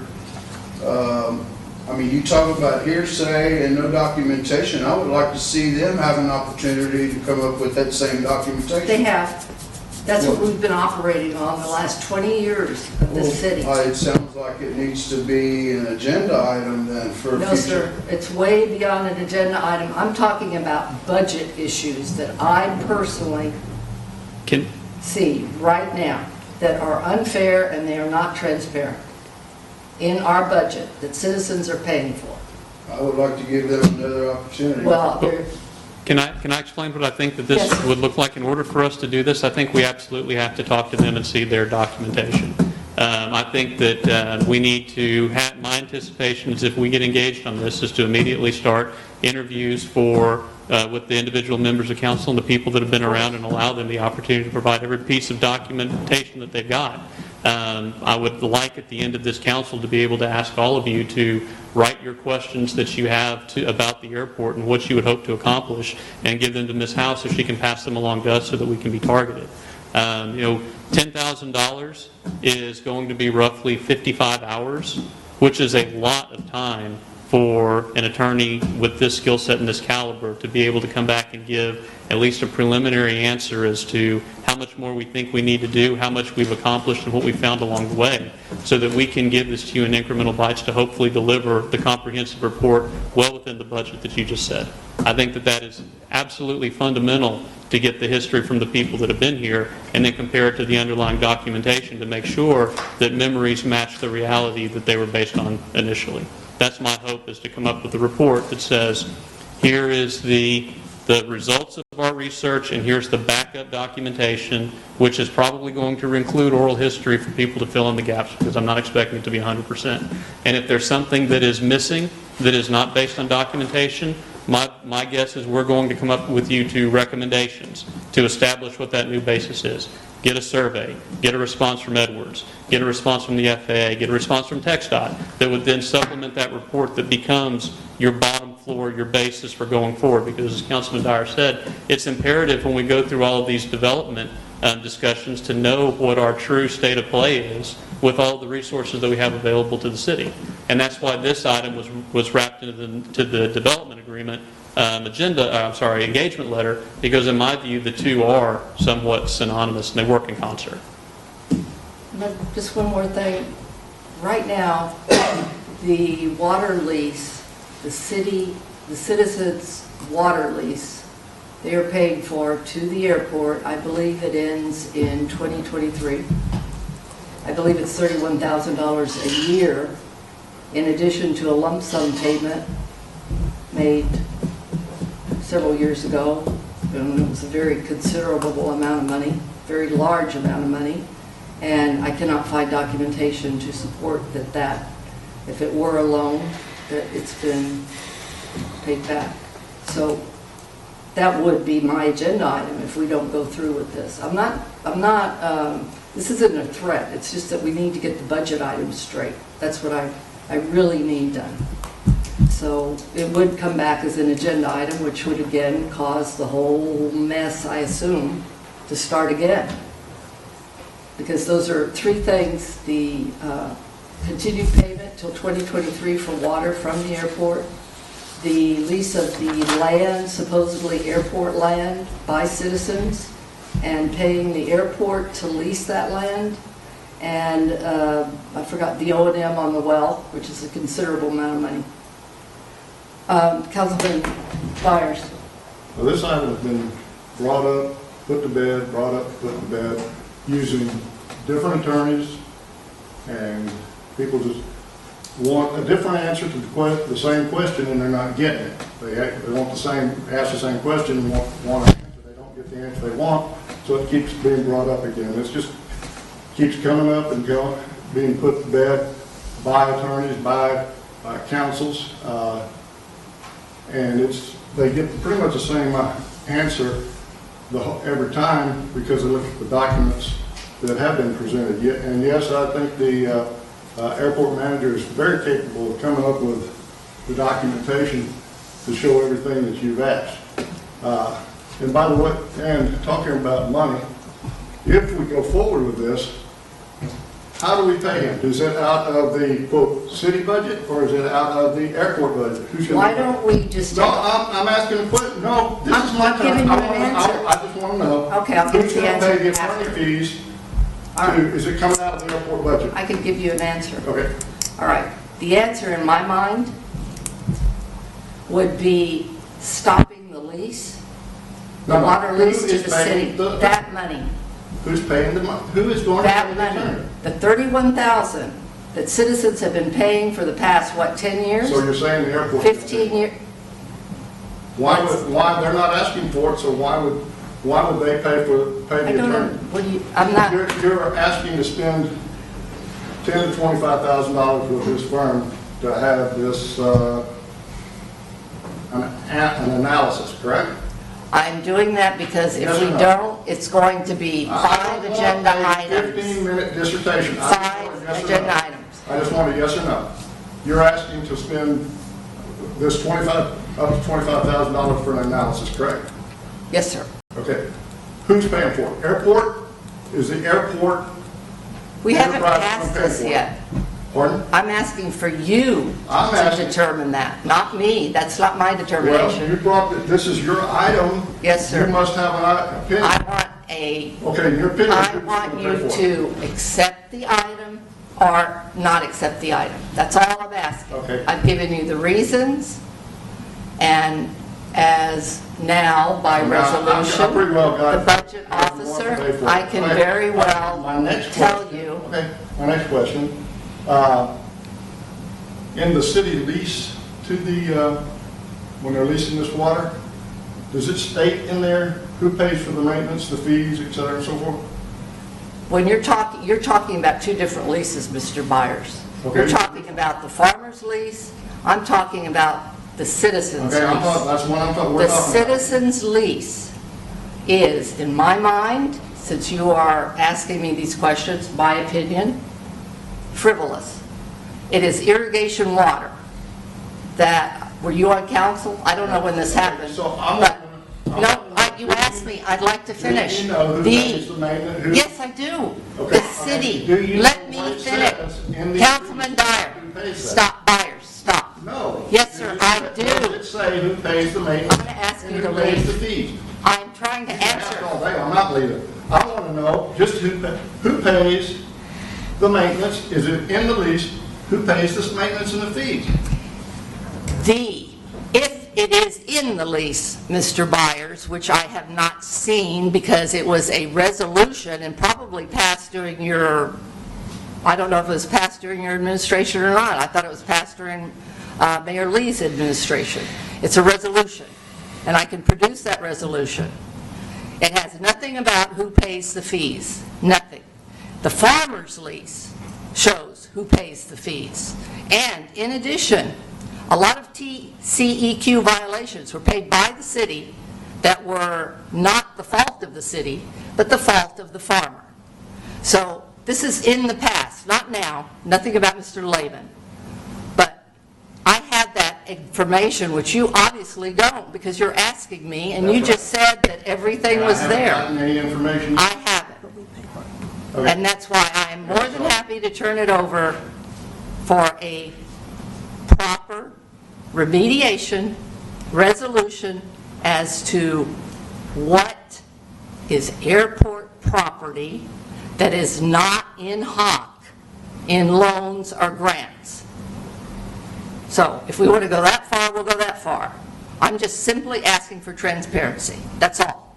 And I'm simply saying I don't think we need to spend this money. Well, why don't we, all right, so you're saying you don't want citizens to, you are talking for citizens. So you're okay with citizens having paid $320,000 plus $31,000 for I don't know how many years that has ever been tracked, plus $8,000 a year, I believe, to lease the ball fields because that's the fair market value. I do not have a clue what we are paying for the lift station land. So let's total that up.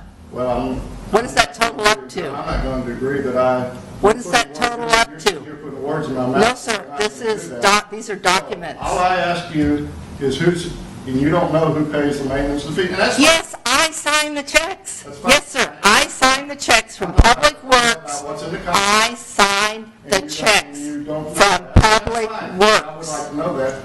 Well, then somebody's telling me a story if I'm signing checks from Public Works for O&M on the airport. Well, I understand that. And so now we're even making it more important.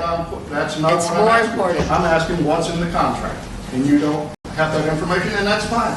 But if you do, I'd like to see it. There is no contract. It's a resolution that council, I think your council passed. You should remember, you were involved.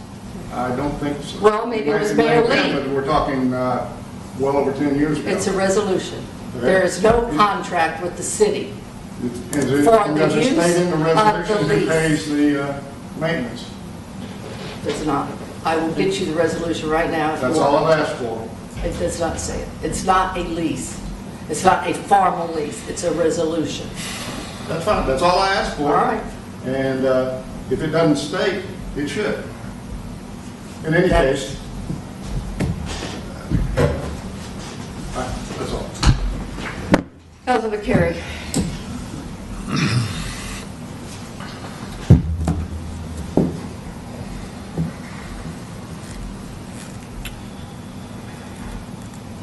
We've had we hired Mr. Kirkpatrick to manage the airport a little over a year ago?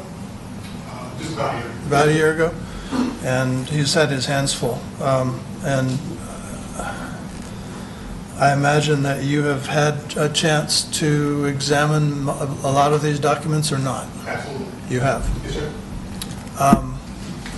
You have a comprehensive understanding of them? Yes, sir, I do. Can you answer these questions? I can answer pretty much every question on there. I think it's pretty easily summed up. It's federal land that was deeded to the city from the War Powers Act, and the federal attorneys and the FAA can come down here and do an audit, and they will give you everything you ask for. But in terms of the relationship of the airport and the city to the water well and leases No. thereove? Yes, sir. They can't. It was not a commodity at that time, Mr. I'm just asking him All right. questions, so you have an understanding and an opinion of that relationship? I do. I got about 6 months worth of research on this one. I would like to have, before I spend $26,000 or $25,000 on something, have you have a chance to report to us your findings, your understanding. Yes, sir. Thank you. Okay, stay there. I'll ask you the questions I just asked Mr. Byers. So, in the lease for the airport irrigation water to the city until 2023 for $31,000 a year, who pays the operation and maintenance of the well, chlorination, and the checks?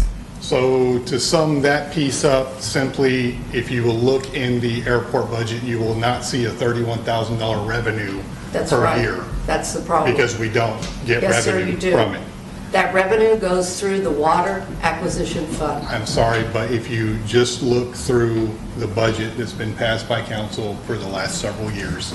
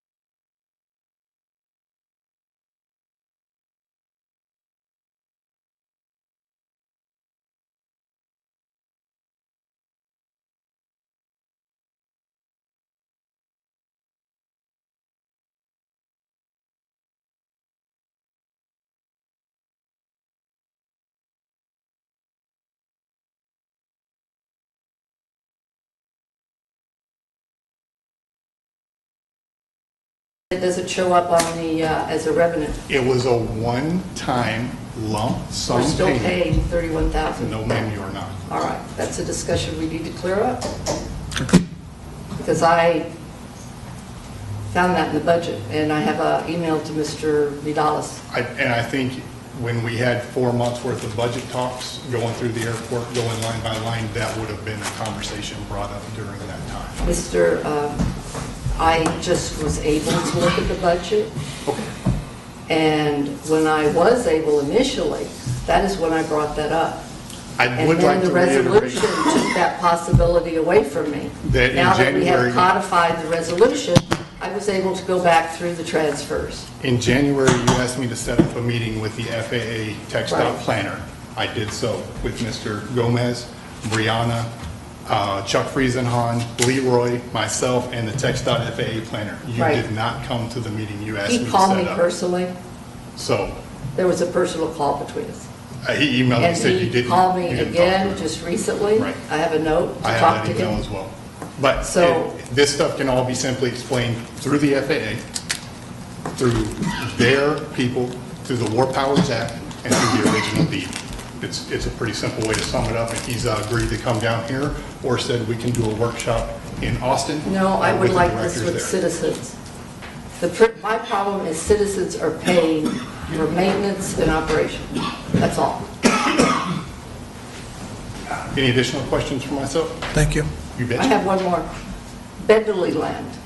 Why was that purchased and why is it part of the airport? You're using names of individuals I am unfamiliar with. I Bentley know, Land is the land to the east of the airport. Marie Gellis, I was on council right after. I think we paid $775,000 for the land. It was supposed, Southeast and the north. Southeast? Northeast corner. Northeast corner, 725,000. And the land is still not being used for anything because I understand the airport made arrangements with the person that he could stay there as long as he wanted until he died. If the airport made that agreement, it would have gone through council and it would have been approved. The city did, and I believe that was for the extension of the runway. Runway. Okay, Is what- Lily land, no ma'am. There's Yes. another parcel of land that was purchased because they had to move the county road That was Marshall to Persine's property. extend the runway, and that was Marshall Persine. So we also bought a parcel of land because extending the runway after shortening it meant that we had to move County Road 24, whatever it was. The city moved it for a considerable amount of money and rebuilt it for a considerable amount of money. So we had to buy that land. That Bentley property was bought for the lift station, Correct. No, That is sir. not airport. No, sir, it wasn't. Yes, it was It was bought. bought to move Public Works. It was bought. Public Works, and we have a memo of agreement, memo of understanding from Mayor Gardner with Miss Kyle McVeigh for an animal shelter. And the memo has, If I'm not wrong, I think you're kind of both right. It was bought with the intention of moving public works out there, building an And animal animal shelter shelter. out there, and having to do with the lift station, but it had nothing to do with the airport. may I say something else? I have documents that show that was the original wastewater treatment plant site, and that's why a considerable amount of land was bought. The wastewater treatment plant did not get built there due to objections from the people who lived there, did not want the effluent in their fields. Right. So right now, this is just arguing back and forth. I'm simply asking for a document that shows all of this information. That's it. So if you want FAA to provide it, whatever, it's going to come up as an agenda item to stop these payments by citizens to the airport. So either way, thank you, I'm sorry. Anyone else have questions for him? And I will talk to Mr. Councilwoman Beck, Martinez has not been whatever his addressed. name is. I I have a call. Councilwoman Martinez has not been addressed. Sheena, you got any questions? You're on. Well, I'm agreeing with Todd Shearhart and them that I think we need to give a tax to the airport board and all these people that claim to include Mr. Shearhart Sr., Sandy Shearhart Sr., to gather up all these documents and bring it in 30 days and do a presentation to the council with everything. That's my 2 cents. So, Councilman Martinez, so what is the resolution? What would be the resolution if that did happen? What would that achieve? Would that be legal? History of the airport. That would get the history of the airport to include all the relationships between the city and the airport, all the relationships between the FAA and TxDOT with the property and wells on that airport. And they also like to have a say on what goes on with future use of airport property and airport management. So let's get their input because they're the ones that pay to lease and park the airplanes out there. Let's let them do what this board is needing to do. Habib, are you still here? I am, yes. Can an airport advisory board produce a legal document documenting the commodity of water as well as purchase land with loans and guarantees from the city or I don't know whom, that's why I'm asking. Is that a duty of an airport advisory board? No, it wouldn't be the duty of the airport advisory board. That would be a staff duty. Yeah, I didn't say it was the duty of the board to do that. I said they would give the history of the airport, land, and all that. And then, like, it has on here future, starting future of airport property. What if they want to add hangars? Because I know they brought that up before. What if they want to bring in bigger jets? That means they may have to add another runway. So they might want to have say in that kind of avenue. Yes, ma'am, I understand that, and I have that development plan. We've got the vision. My issue is the city is in dire financial constraints. The citizens are burdened by higher utility payments because that's the only way the citizen makes money. We are paying an airport to gain revenue from something that we yet do not have proof that either legally or through oral history, that we do not have proof that they can in fact get revenue from the city for something the city, according to all the documentation, owns. And I don't see that as an ability of an advisory committee.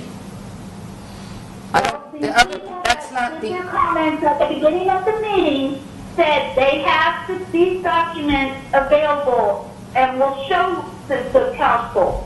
So let's put their money where their mouth is. I have them. I will more than happy give everyone the documents I have. And if the Airport Advisory Board... Please let me finish. Apparently you don't have Shearhart Sr.'s documents. He claims he has all of this history. I have a problem with that, Miss Councilwoman Martinez.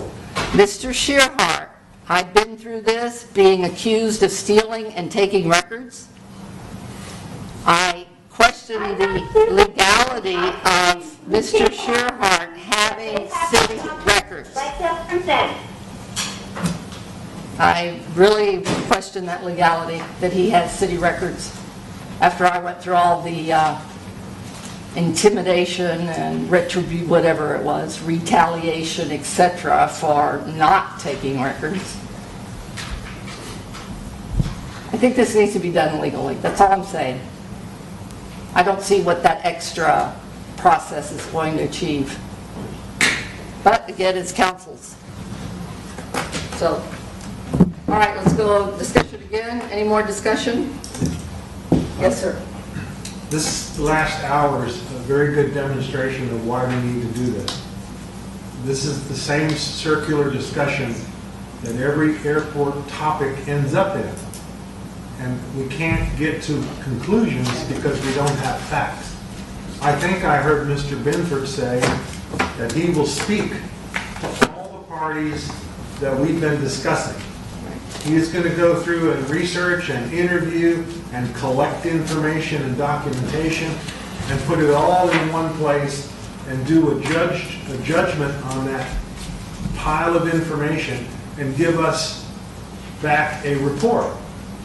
It seems to me this was a perfect example of why we need that kind of an effort, and I still fully support the effort. The only question I have, Madam Mayor, in order for us to do this in this fiscal year, we need to get a budget amendment and get it in front of the council and approve some money to do it, because I don't believe the money's in the budget right now.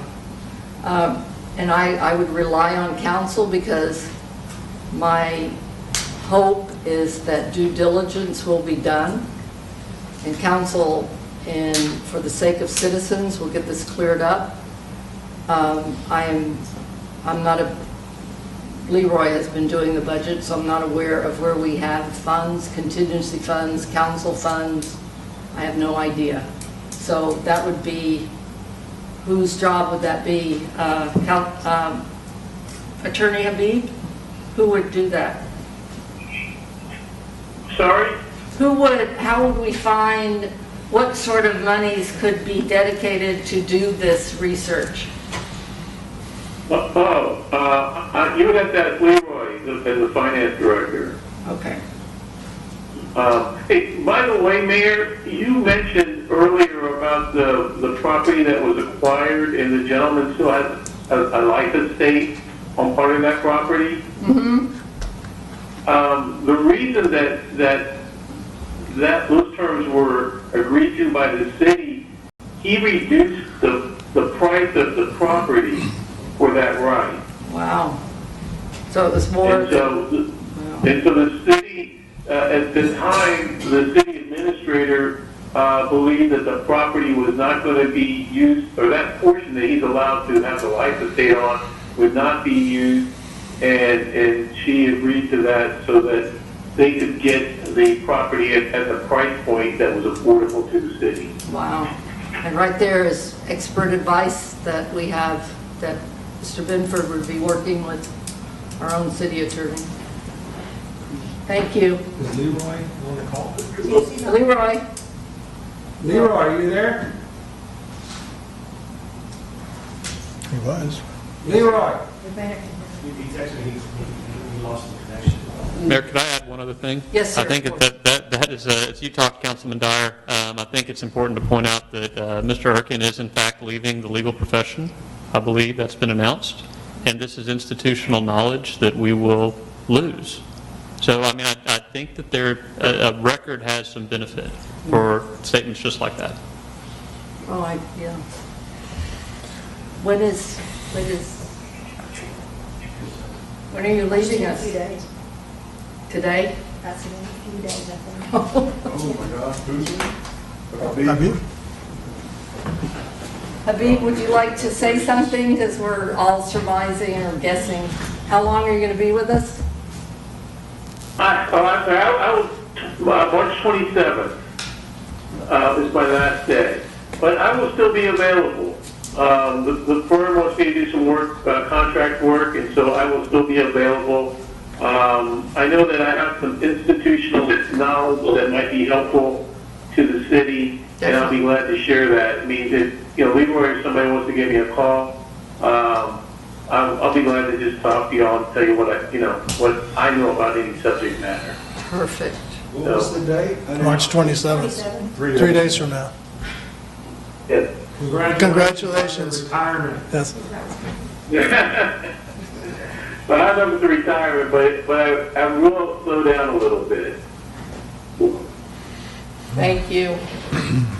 All right. Thank I you. just want to add something else to this whole conversation. I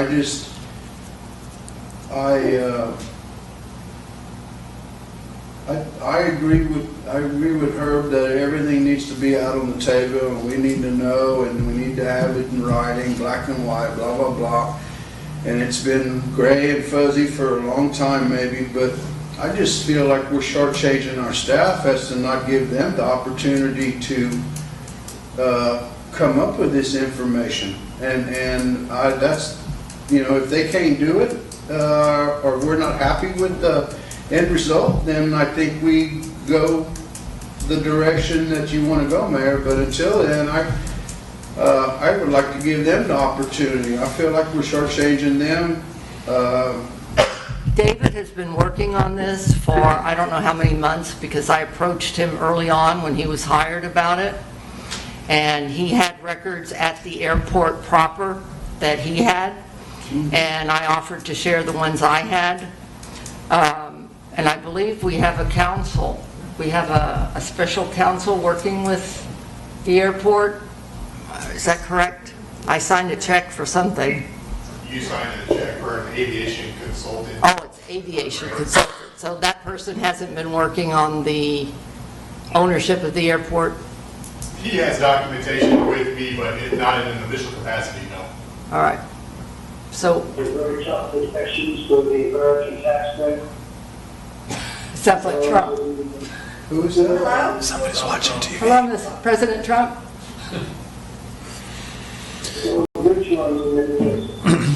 Okay. Hello? Someone has their TV on. And again, I understand, I really do, but I have been, my dad had one of the first contracts with this land. It was dry land then. I remember.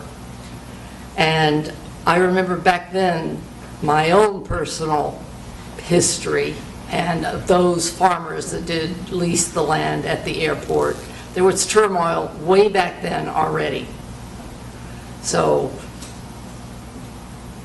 Clay will get everybody's, yours, Councilman Byers, Councilwoman Martinez. He will talk to everybody, isolating it to a staff, and I'm not saying they're incapable, but isolating it to a staff, again, is compartmentalizing the issue, and it's remaining in the hands that it's always been, which we have,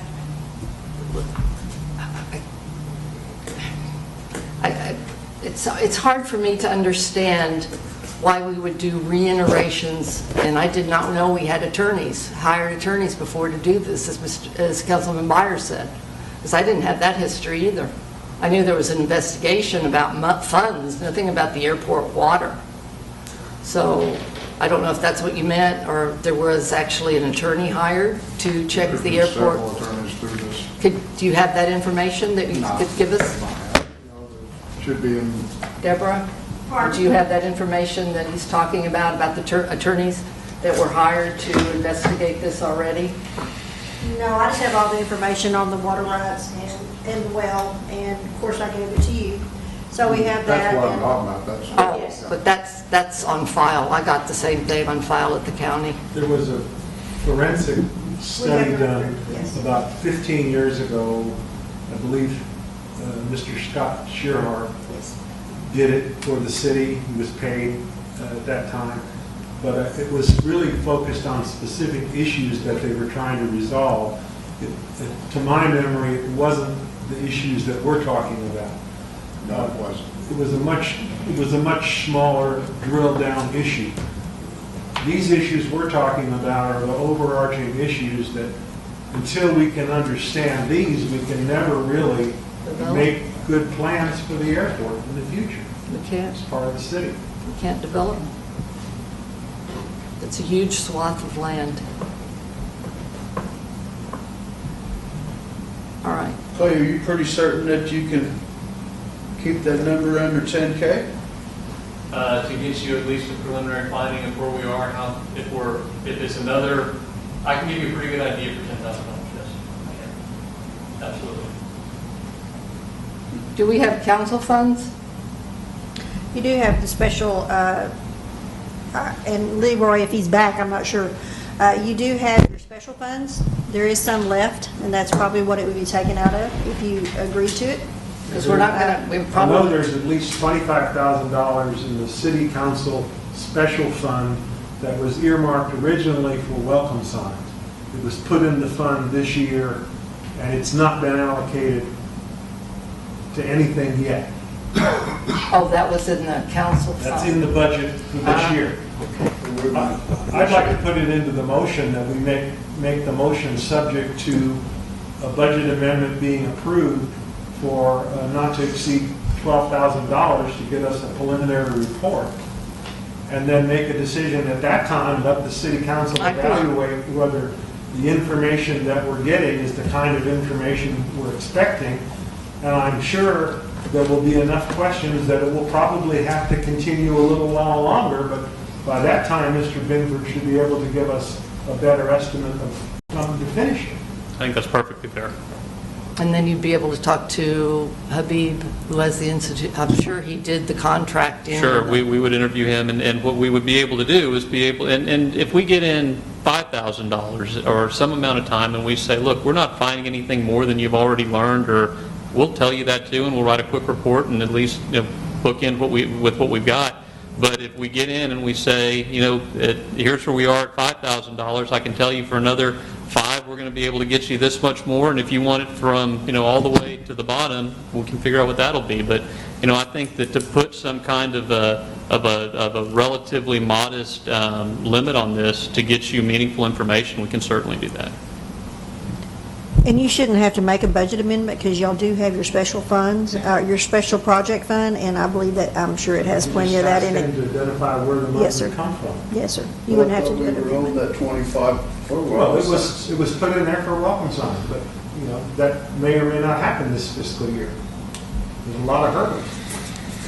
And even more now, because we weren't planning on this disaster to happen either. Ready for a motion? Yes, sir. Do I have a motion? I'll make a motion. Yes, sir. I move we approve this resolution authorizing the development of comprehensive airport analysis for the city of Castroville in an amount not to exceed $12,000, and bring that interim report to the city council for review and a determination if we would spend more money to go further. Do I have a second? Nice. This, Sheena, There you still is. there? Yeah, I'm here. Okay, thank you. All right, none A of, second? Nobody second. all right, I will summarize. None of the council members except Councilman Dyer feel that this is a serious issue, and they do not wish to have legal determination as to ownership of the airport. And that's council. They are the people who speak for their citizens of their district. And this whole thing is about the citizens. So, what happens? Well, it died from a lack of second, but did somebody want to, just hearing, do y'all want to task the staff to bring back a report or not? I mean, or you want to leave it just like this? Or leave it like this? I think that's where I stood as well.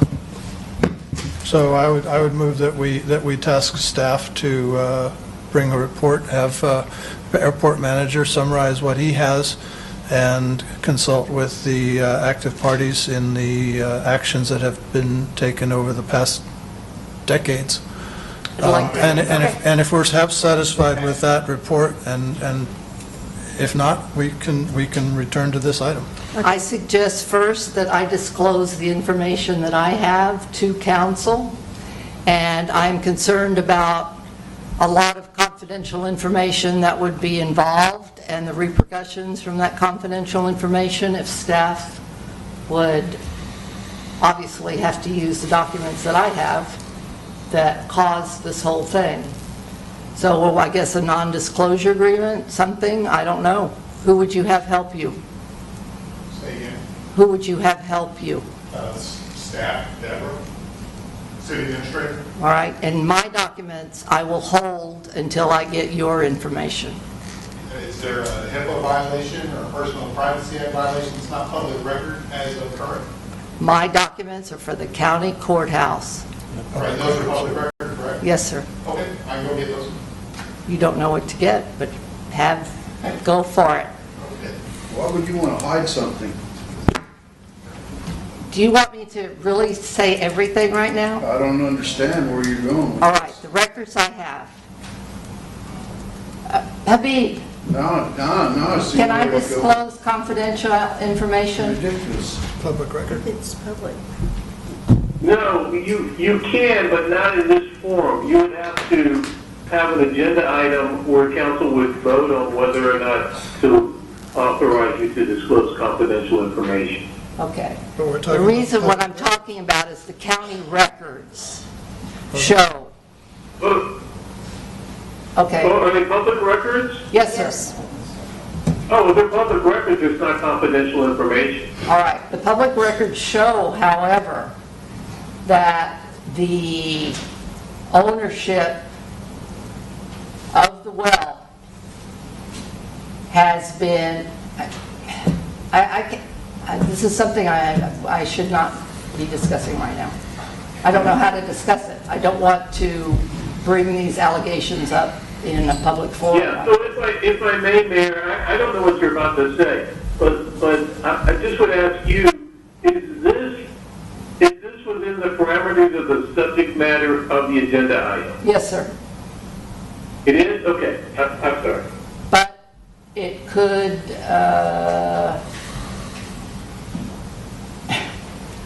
it could cause more than just a study. Well, all I can say is this from a legal perspective. If it's a public record and it's related to the agenda item, you certainly can discuss it, but you can use your own discretion as whether or not you discussing it at this time will expose the city to any liability, embarrassment, or other issues. All right. All right, so I don't want to expose the city to those things, so I suggest I will take this off. I will make another agenda item, and we will have executive session, and I will show you the things that I have. And then from those things, you could go forward. Would that work?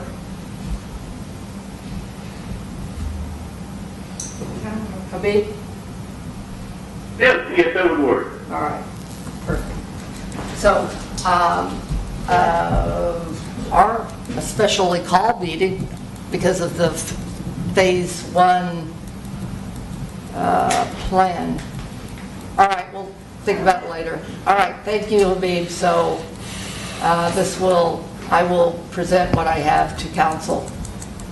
I didn't get a second, I'm sorry, did you do a Do second? we get a second? I'm taking it off. Councilman Carey? Yes, well, if y'all are gonna task the. No, I'm not taking it task off. If you're only gonna task. We've already discussed The it. staff, Yeah. so. You can't withdraw an item after we've discussed it. All right, so I have to bring up what I have. So I have made a motion to task staff to bring a report to us. That would be David Kirkpatrick as lead. So, I'll second it. okay. All right. And then we would have that staff included in the executive session that I'm going to call on an agenda item? Well, you could, I mean, that would be the It don't make the sense. history, but he's Yeah. bringing back history, I'm assuming for this public records. I'm not sure, but yes, you No. could call him in and ask him, the council has the right to call someone into executive All session. right. So If you wish to those do that. records could be included with what I have. And mine is not a public statement of anything. Mine shows a trail. That's all I'm saying. It's not like somebody said, we're going to do this. That's not what it is. It's the county records. If you look at them, you can see where there is a trail sort of thing. Yeah, I'll be happy to bring back a preliminary summary. You got a no later than date for me? It's not my choice, it's council. Well, how long do you think it'll take you? To prepare something official, probably 30 days. Okay. Oh, come on. 30 days? You just told me you had the whole thing there already. Right. I haven't been asked to do anything by Leroy, so if task comes down from council to Leroy to make a presentation, then I will have a presentation ready to rock and roll for you. Well, so what is this research that you just gave us? Statement? You just said you had researched everything Yes, already. I need time to go to the county and make sure what you have is good, and then I will put together a presentation. All I'm asking is for your timeline. That's it. So are we having a regular council meeting the next meeting in April? Are we postponing, as you We had don't know. originally said? Well, that's what I was saying. We would call Let's a meeting. plan on 30 days, and we'll see what transpires with regards to our ability to meet and. Well, and you would whatever's have to going come back, you'll need to come back anyway on this ordinance y'all just passed about the declaration. Right. And so that may be at Okay. the same time. on. Okay, yeah, we're pretty well obligated to be here in 30 days. What about for the second? You second. I seconded it. Yeah, I mean, second, the addition of a 30-day The second framework. meeting in Okay. April? So Habib? Habib, Yes, ma'am. I absolutely want the council to relook the leasing of irrigation water to the city citizens. And I'd like to see if we can stop that lease. The second thing I would like the council to look at before all this, whatever they're requesting, is that the city cease to pay for the utilities that the ballpark uses to the airport. The last piece is that I would like to bring up to council to stop leasing the land that the East Side Lift Station is on at this time, since it is not, it's just sitting there. It isn't actually working. And I would also like to have Leroy give us a summary and specifics of the line transfers to the airport. I can do that, right? You want to put that on a future agenda? Yes, sir. Yes. All right, thank you. Okay. Let's go to the next item. We have a Good? motion and second on the floor. Oh, We have to vote. do I have a second? We do, I Mr. seconded it Shearhart. a long time ago. Okay. All in favor? Aye. Aye. All opposed? Wait, Okay, we got an aye from you. are you in favor? Yes. Councilman Oh, she Martinez. did? Okay. All right. So. So summarizing, council has tasked Mr., our airport manager with documenting the ownership of the water and the land. Correct? Correct? That's what you did, right? I summarized. Is that correct? I believe it was a report on the history of the airport. No, we don't want history. Well, that would The include point the well was and the land and all. to determine ownership of the property and the well. That was what it was. Because having them go through the history again is not the issue. All right, so our next item is Mr. Persine. Let me read it for them. And I'm not sure if I can get this up. I've been trying to make my presentation come up, and I'm not sure. You have it in your packet? Yes. Just not sure if Well, it's you're gonna come up. gonna make me go to a different meetings, huh? Let me read your part See if it here. comes up. I don't think it's going to. All right, your part, Mr. Persine. Report and appropriate action on completion of Phase 1 of the Alsatian Development Agreement. Excuse me, some clarification. This is the final signed copy of Phase 1, right? Yes, ma'am. So the original draft was worked out with the city administrator Yes, and the developer.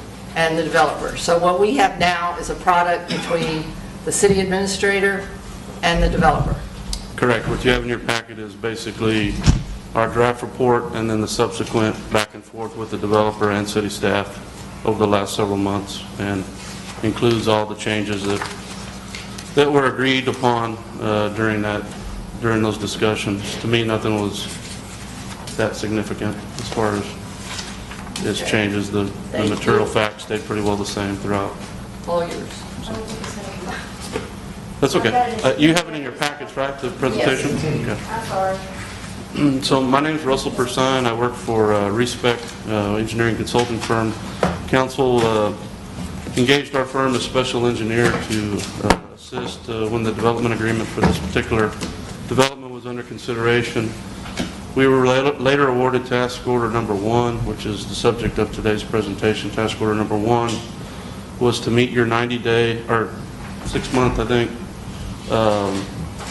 your 6-month requirement to deliver to the developer the requirements to extend both water and sewer to the development. And so the subject of today is basically the completion of that to you.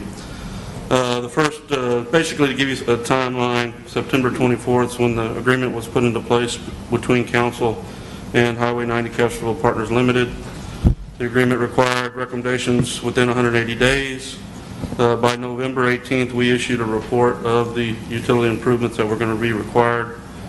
On December 10th, we received the first comment letter back from the developer and worked with city staff to submit an official response.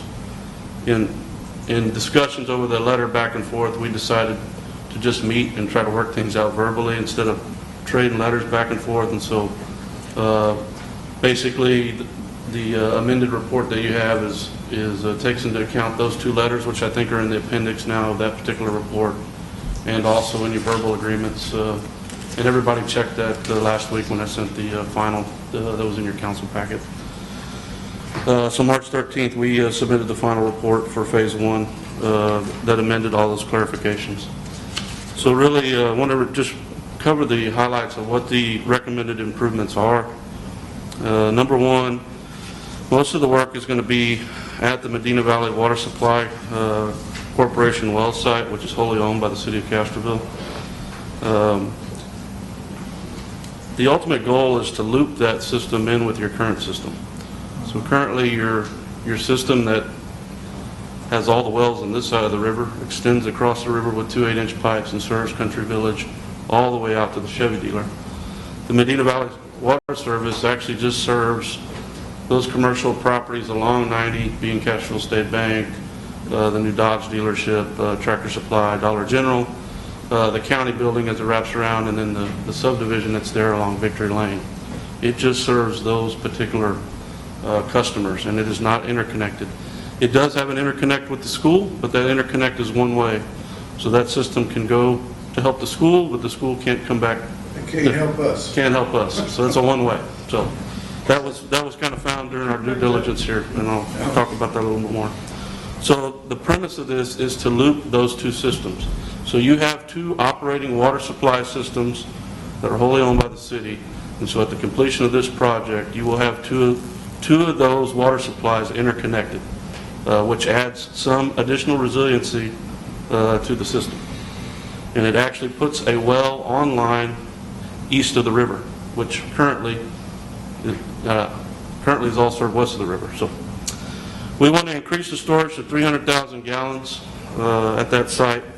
That was just based on the preliminary phase 1. We also considered, really for this analysis, we try to stay pretty conservative. We actually assumed there was no interconnect at the river, so trying to create some redundancy of serving Country Village.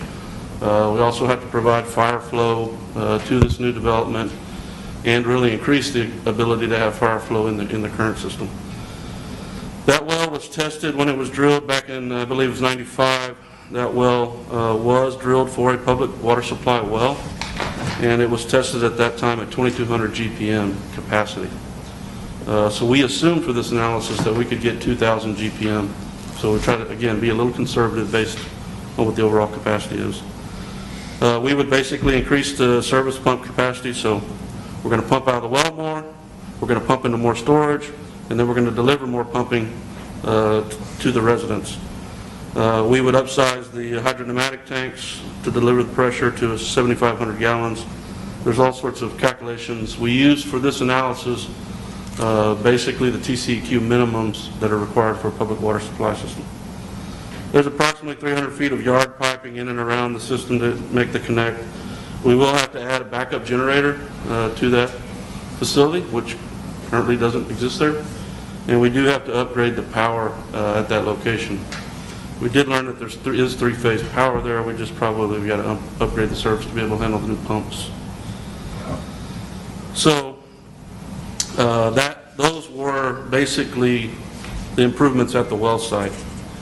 The next slide is basically on how we're going to deliver services. So this is the distribution system. So the water main improvements, we're basically going to construct a 16-inch water main from this upgraded facility under US 90 at Victory Lane, and then we will head west into Castroville towards the development. And during the negotiations, we had originally terminated that line at the property line. In working with the developer, they asked us to extend that all the way to Tondre Parkway, which we did. That was one revision from the initial report to the final report. Developer's paying either way, so it doesn't really matter where you want to terminate. It was just, they felt when we're in the right-of-way working, we might as well get the work done, and then they'll tie in from there to go into the development. We would have to bore and case the line under US 90 at Victory Lane there. And this would, right now, we are proposing to install all these improvements within the TxDOT right-of-way. The advantages to that are you don't have to acquire right-of-way to do that. The disadvantages of that is that right-of-way is going to get congested over time, and if you have TxDOT right-of-way and they want you to move, you got to move. So those are the pros and cons to that decision. Wastewater main improvements, basically we would tie on to the existing East Side lift station, which comes under US 90, just past the Dollar General and the Dodge dealership. And we would construct a 1,500-foot, 21-inch gravity sewer main back towards the development, and we would terminate that at the property limit, because from there they're going to go up into the development and really follow Platte Creek once they get north there. And just as a understanding, some of these line sizing, like 21-inch, is tying into a 24-inch, which is the east side lift station line. You know, we're looking at this as that 21 inch is going to go up Flat Creek and eventually serve beyond this development. So those are the considerations that we're making. And when we work back and forth with the developer, we'll have to set things at elevations, which means he's going to be a little deeper through his subdivision because we got to get it to be able to serve the rest of the CCN someday when somebody else comes and agrees to pay for the extension. So we're trying to be at least looking forward to what may come after this particular development. The next is just basically a map or schematic showing the water line extension, just to give you kind of a visual of that going all the way to Tondry Parkway. The developer would take that and really go up the new street, I don't know what it'll be named, that goes through basically the center of the development. We're trying to work within the existing space that is at the Medina Valley Water Service. It's pretty tight. I think we can squeeze in 300,000 gallons, but it's going to be tight. But we're going to try to work within the right-of-way or the available property that we have. So the second map is just showing you the sanitary sewer extension. We did, using some available LiDAR, believe that we can get under Flat Creek without having to stay gravity. So basically, somebody did have some forethought of that line coming underneath 90 being deep enough to where we can get and have adequate cover of that line. We will verify that with survey, but right now it looks like that will be feasible, which is good. We didn't want to have to put in an additional lift station, or which requires more O&M for you as a city. One thing to note is that since we are terminating the 21-inch line at the property line for the developer, there is one service to the corner station, to the corner store, that comes under 90 and ties into that lift station and goes back. That will have to just remain in service at the completion of this project, but it's already set up to go that way. So. The next map is just trying to show you the site plan, and so we did confirm there's a fence you'll see there on the north part. That fence is really the property line, so we'll have to slide that tank back and try to squeeze it into the footprint that's there and move some things around to make it all work. But we're going to work real hard to get that done. So really, that's the crux of the report. There is some financial information in there to provide to the developer for both what we believe the estimated construction costs are currently and what we believe the engineering costs based on a percentage are. We have provided subsequent detailed cost estimating for engineering services required to design the facilities and the lines. That's been provided to the developer with the schedule. So they have that from us through your staff, and so they're reviewing that now as well. I believe Mr. Benford, in concert with city staff, is preparing an escrow agreement and a utility service agreement, which will handle the exchange of funds or monies to come to the city. We are proposing in I guess discussions and agreement with the developer to do some due diligence on that well at that location. Everybody felt with this size of investment we ought to probably double check, make sure that the original test was accurate, and so we have been working with Peerless, who does most of the work for SAWS. They're out of Hondo, actually. Ed Hatcher, who operates that, lives here close by. We've been working with Ed to put together a plan to do that testing. We've also proposed to the developer to pull the pump and do a camera investigation of the well that exists on the Walmart property at the corner there, so we can understand the condition of that well. And so we're trying to do that at the same time we're doing this, because we'll have the truck there to pull the well and we'll have the camera there on site. So at least that portion, we've talked with the developer about doing that. Just to rule in future, is that well viable or is it not? It's probably either an asset or a liability that we probably want to get out on the table, figure out what we're going to do. So we've agreed to work through that with them. So we will do the testing. We do have to, it's going to take about 5 days to test that well, and so one of the dilemmas was, how do we continue to provide water service? So the first meeting was with the school to see about the interconnect. That's when we learned it's one way. So we chatted with city staff a little bit. Do we take time now to design a two-way, get that installed and work through all that? At that time, we were trying to hit spring break so that school would not be in session. Of course, that's much different today than what we were thinking a month ago. Yeah. But we decided at that point we would go with tankers, to deliver water. We figured out kind of what we thought daily needs would be, and we could supply with tankers. That was our original thought. And then our secondary thought, which is what I think we're going to go with, is there's a fire hydrant at the corner of the Chevy dealership, which is where the current 10-inch line terminates on the current system. We did some testing and pressure tests with the city on that particular hydrant. There's a fire hydrant right there. So our solution right now is that we would tie into that fire hydrant with a 2-inch temporary connection. We'd run it down to Victory Lane, go underneath the culvert so we don't have to go across the highway. And then there's actually a culvert that goes right by the John Deere dealership. So basically we would hard pipe a temporary connection to the water storage tank so that we can fill that, the city staff can fill that whenever it's needed. It's public water side, it's a public water supply, so we don't have to worry about, bringing in other kind of water or hauling it or transporting it. So that's our current kind of plan to, when we do this testing, we will also discharge into the TxDOT right-of-way right there. Again, we'll try to use that culvert so we're not running over the ground. There's a pretty wide ditch there. Really, I think there's only one, maybe two driveways that are not culverted over. I believe it's probably the Griggs property where they come down and in together. So we'll have to figure that out temporarily, but otherwise it's a pretty good, runs down to Flat Creek. We've been in contact with TxDOT because we'll be working in their right of way, and so we got to work through right of way permits, but we've been doing that coordination already. And so the next steps after the due diligence is really to get the agreement signed. We've been working with city staff to get the Water Development Board to basically agree to the reissuance of your current loan funds that you have in your hands, which is about $822,000 that would go to the construction for just the water portion of this.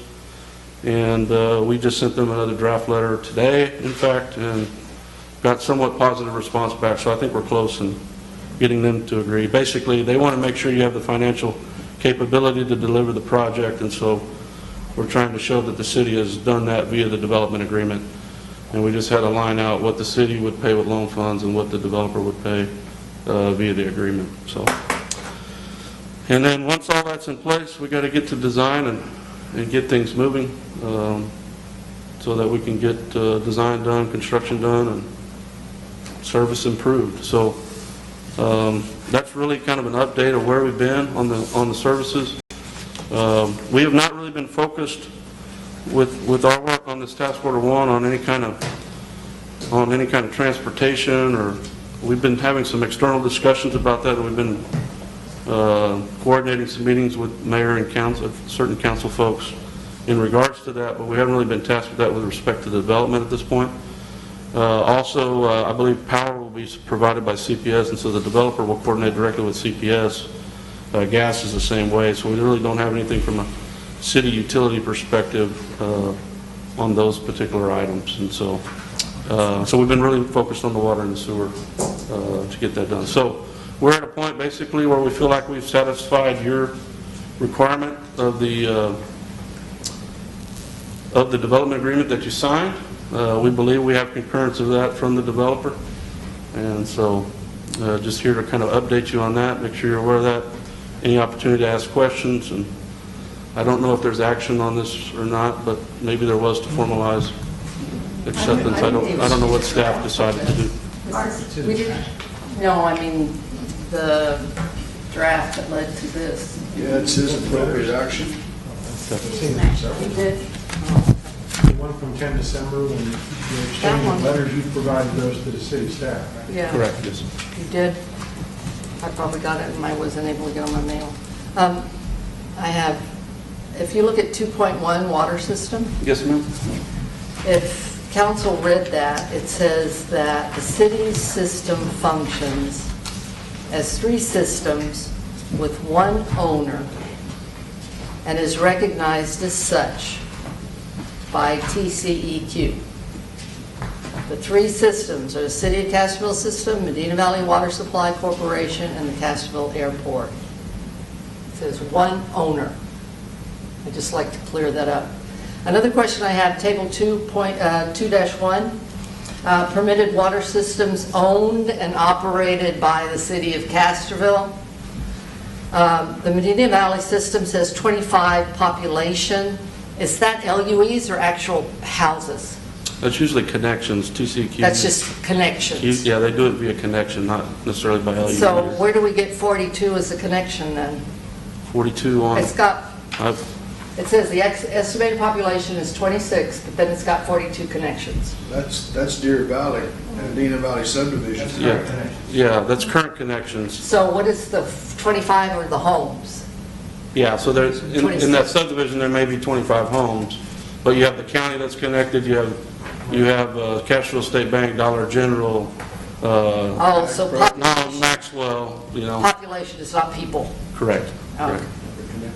So Castroville Airport, We probably 150? took that from census, probably. What is 150 for the Castroville Airport population? On this table again, sorry. It says Castroville Airport has 150, estimated population and connections has 10. Oh, that's projected. It says it's, data's provided by TCEQ. We only have 10 existing connections. So, 10? On the airport.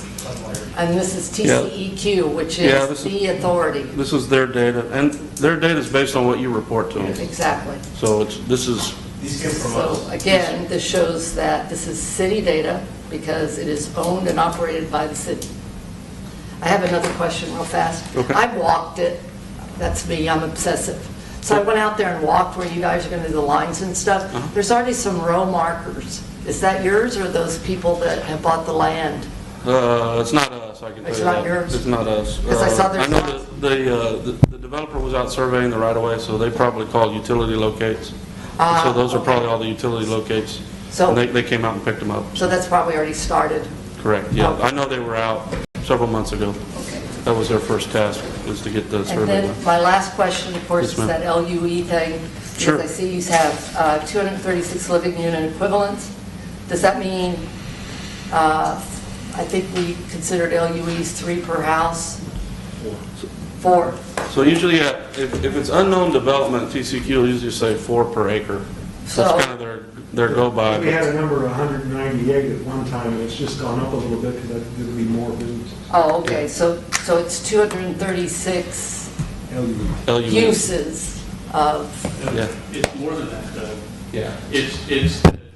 So this is the amount of capacity out of the current system that they can generate with these system improvements that includes 236 LUEs plus all of the commercial.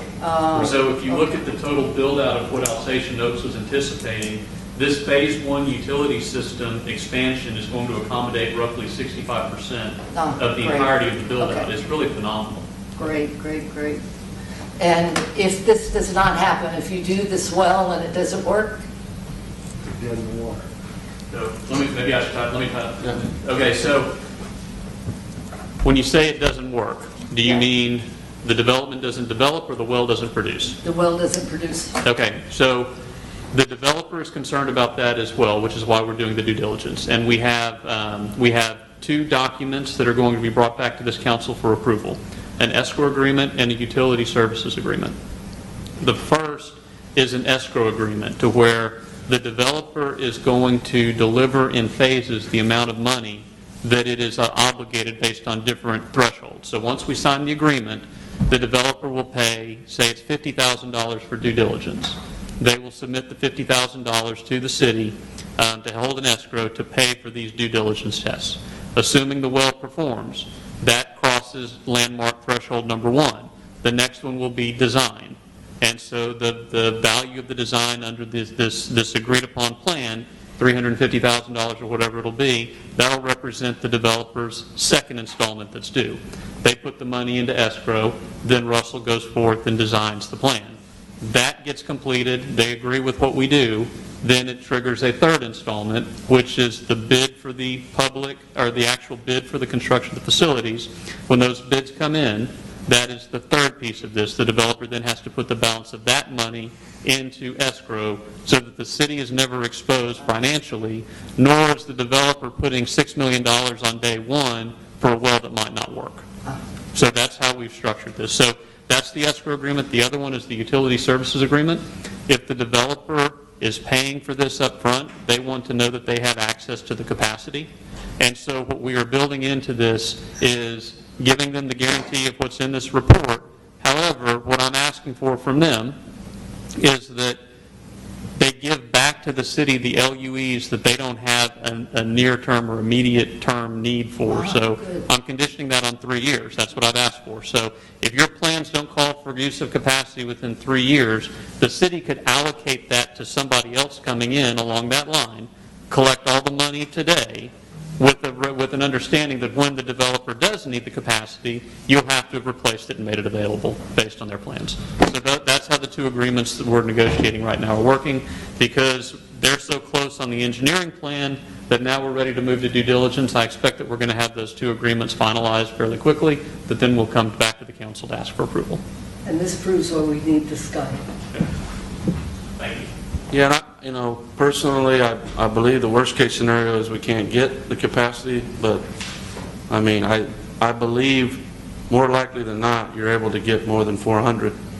And so, whatever that ends up being, hopefully it's at least the 2,000 we planned on, but whatever that is, we need to maximize that.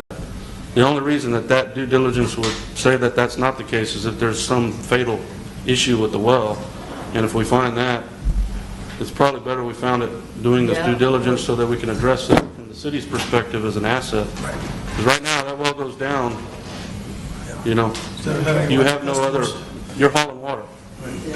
So what we're having to do for due diligence is kind of the situation that current system is in. So. Would it be safe to say that we need to assure that we have all our right-of-ways dedicated and there before we even start anything, or? Well, right now I believe we're planning to go on mostly all public right-of-way. I don't believe there's any private right-of-way until the developer takes it into his development. That's So down past the development, there's not any private? So we would come up 90 to Victory Lane there where the light is. We would come under along county right-of-way, more than likely. What about for signs, though? Is that a right-of-way with that? We would not, at this point, we would not plan to get into their, Okay. we'll be along their right-of-way, but we will be in TxDOT right-of-way, not in their property. Mayor, I have something, and you might be able to answer this better than anybody, but you and Councilman Carey, you mentioned something that we would be in with the pros and cons of being in the right-of-way. One of them was the possibility if they have development out there expanding the roadway, we might have to move. And my question is, like I said, you two have been working real diligently on the bypass, whatever, expansion. How long are we looking at before we might have to move all that? May I address this? Is it, even though can I address this? Well, I just wanted to I just want to make sure. We're looking maybe 10 years before we have to move it, 25. How long are we looking at before they're looking at doing something? The issue is that... Mayor, were you asking me if you can address it, or were you asking? What is your concern about addressing the question? This isn't part of this development because we're not talking about the roads yet. That's going to be probably phase two. If you believe this is off topic from the agenda item, yes, you should not address it. Well, it is relevant then. So. Mayor, I believe it is. All it talks about the opposite part of the law. If it's on topic, then yes, you're more than, and it's not confidential information. You're more than welcome to address it. Okay, Russell. I'm thinking like if it's 10 years, you might want to think about something else. But if we're 25, 30 years down the road before they're going to increase the size of the highway out there, by that time something else is going to happen. We'll probably need to do it anyway. But well, Russell can talk to you about that. Okay. And, what I'd just like to add is we've already thrown ideas out there, and one of the important things is with developers, we don't want them to have their entrances to Highway 90. Now, as far as the road, the right-of-way or whatever, I don't think that's such a big thing as getting Clay to help us with I was development. just wanting to know, from that aspect that, I mean, if we're looking at 5-10 years, they're gonna tell us we have to move it, we might want to think something. TxDOT expressed no interest in widening Highway 90 through Castroville. I mean, they expressed no interest in widening, no present interest, And yeah. that kind of answers my question. Yeah, I mean, right. It would be, well, like I said, that answers my question. If they're not gonna widen it, we're well, not. it's not, that's not for sure. No, It's their it's plan. not currently. It would be No, 10. but with TxDOT, if they could, from the time they would go from we're not considered now to we're considered, it's probably 10 or 15 years. At least. And before they did anything, it'd be. From what I understand, I would have to be the one to initiate that, and we have talked about it, because there are short-term fixes. You could tell them about the short-term fixes. It would have to be They're not. funded first. That's the big point. It'd have to be funded on top of it. I think that to answer your question, Councilman, it's not a near-term issue. Okay, my question's answered on that. And Thank you. one more thing about the right-of-way, it's not a public right-of-way. The utility service agreement and the development agreement requires the developer to deliver to us all necessary private right-of-way. Right. Thank you.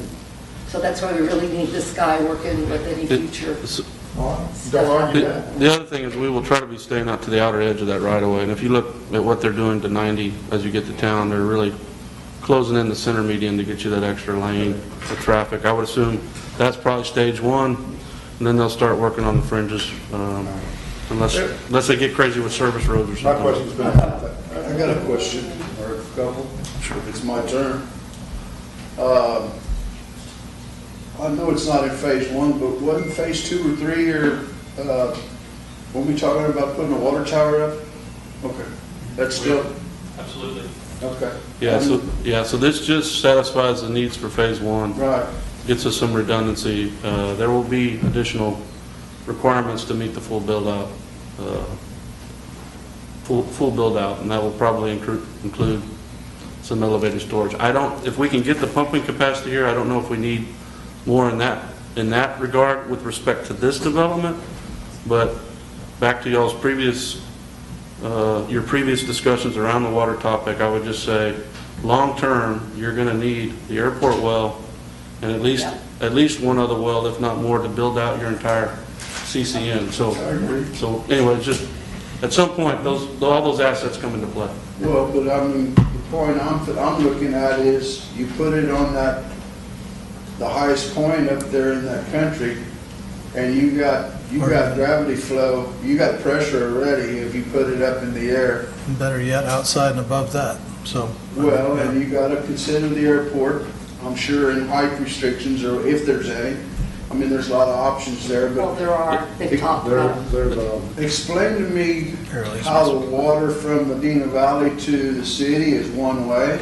Is that No, a check to valve? the school. or Yeah. what? To the Is it school. really? Yeah. To the school. It's only backflow prevented in one way, so. So why would we have done that when it ain't in our best interest? I don't know if you did it or if the previous owner of that water system did that with the school. I don't know the. It hasn't been done that awful Yeah. long ago, but you know how time flies when you grow Yeah. old, but. I don't know. What? You would really, You it don't would be, know why. it would be good to have a double check there probably, but, Yeah, this interconnect will help with that long-term if you bring other wells on. I mean, It's it's probably a moot nice point, to have but, that availability when we're giving them our availability, you know what I'm saying? yeah. Maybe that's something we could change in the future. It was all supposed to be connected. It never happened. That's been on Thank you, the Russell. books for years. You bet. Thank you, Clay. That's no further questions, Mayor. Clay, was there something you wanted to add? No, I'm good. Because the water looping's been on our CIP for how many years? And to address your point about the tower, I mean, really what we'd want to try to do is get 2 pressure planes. So you got the storage tower up on the hill over here. So we'd want 2 pressure planes, basically almost equivalent to drive water both ways. I mean, that's kind of philosophically what we want to do. So if something happens over here on the west, we can drive from the east and vice versa. It just gives us more resiliency and ability to serve the customers better, so. Councilman Dyer? I'd just like to compliment Russell and Darrell and the city staff, because there has been a tremendous amount of information flow over the last 6 months. And I think you've done a wonderful job. I think the report is very thorough. I think it's, myself, speaking for myself, I think it's done, and I would support accepting the report. You did a great job. Thank you. Can I ask one more question? So Yes, ma'am. if we look at the water system improvements, what's the first one? Don't understand all this kind of stuff. So if I look at 5.1, the improvements, so what is the first one that we have to worry about in this list? 5.1? 5.1. You're looking at the report, I assume?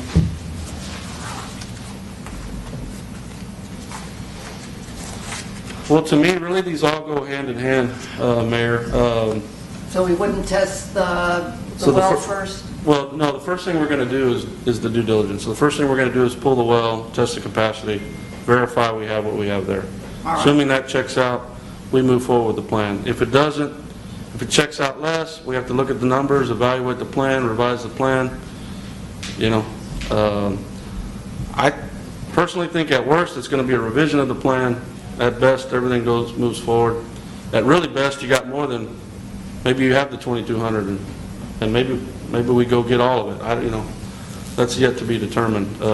So that would be... So that'll be the first thing that we do. That you'll let us know. How Correct. soon could we get that? It really is going to be about flow of money from the developer. Yeah, let's rough out a schedule. If we get direction today that the council approves the plan, then I immediately respond to the developers that the plan's been approved by council and that they've told us that they don't want to start contributing money until we have the escrow agreement, utility service agreement in hand and completed. So I've given them drafts of that. I'm waiting for their comments. So how quickly they want to start this is dependent on how quickly they want to finalize those documents by giving me their comments.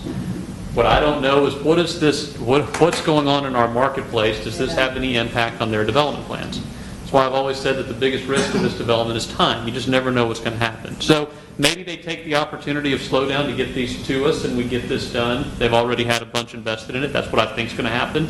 But if I can tell them tonight, let's get these documents done and in place in the next council meeting in 2 weeks, then we start the money to do the due diligence. You're talking about within 2 weeks after that, and you have these answers back before May. Yeah. I recommend we do it. Yeah, once the money's in place, we need to give Peerless about 2 weeks advance notice, and then it'll probably, it takes another week to get the report back. So within about a month, we should be able to schedule and get due diligence done and back. So. Okay. I make a motion that we accept the report. Can we get Sheena, Oh, I'm sorry, Councilwoman? Paul. Yeah, Paul. I was going to go this way. Sheena, you there? Down here. You got comments, questions? Just let me know, Medina Valley just released that they're going to be out through the 24th of April. So we need to do the due diligence testing and everything. They're not Right, included. well, iron hot. Medina Valley doesn't. Yeah. I just got the same text. Oh, the school. Yeah. School's closed. School's closed till April 24th, so. Councilman Schumer, no more? Councilman Byers? No questions, I'll second this motion. Councilman Carey, no questions? All right. I'm sorry, you ready the motion? Yeah, I'll make a motion that we accept the report as presented. Second? Come on, let Sheena talk too, Mr. Carey. You're sitting here, give her a chance. All right, go ahead. I'm sorry. Got a motion and a second. Two of them. I second. Okay. All in You favor? beat me. Aye. Aye. Aye. Thank you. All opposed? All right, passes. Thank you all very much. Thank you. Appreciate the opportunity. Thank you. Thank you, Yeah. Russell. Okay, Thank you, Clay. and now, Thank you, John. I had to say this before Councilman Carey gives me a motion and ends it all. Where is it? I don't know where my pen is. You want to read it for me? No, my paper's messed up. Future agenda items. The next Mayor. item's future agenda items. Okay. Future agenda items? Yes, ma'am. Nothing? I'm not going to be here. Oh, that's right. Well, you're going to be here in April, yes, sir. I think. Aren't you? Yes. Okay. All right, so nothing before you I leave? have nothing Okay. right on my mind at this moment. All right, well, if you do, But I may write you let us something. know. There you go. Councilman Schumer. Item? No, ma'am. Byers? Mr. Carey? Nothing for the next meeting? Councilwoman Martinez? Nothing for right now. All right. Moving the chair, I'd like to hear. Second. This time, all right, you got it, done. Out of here. At 5:49. Let the record show the meeting was adjourned at 5:49.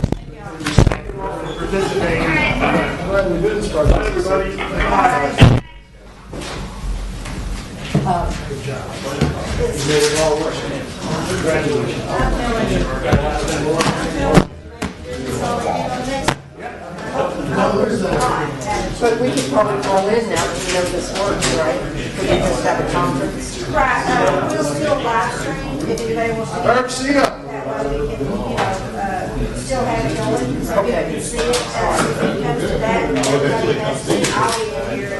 So we'll go ahead and work on that assumption. We'll go ahead and add it and do a Yeah, we can conference. figure out, see what you need. It's the last one. Wow, that was a long meeting. Oh my God. I ran out of battery, I gotta go get another battery.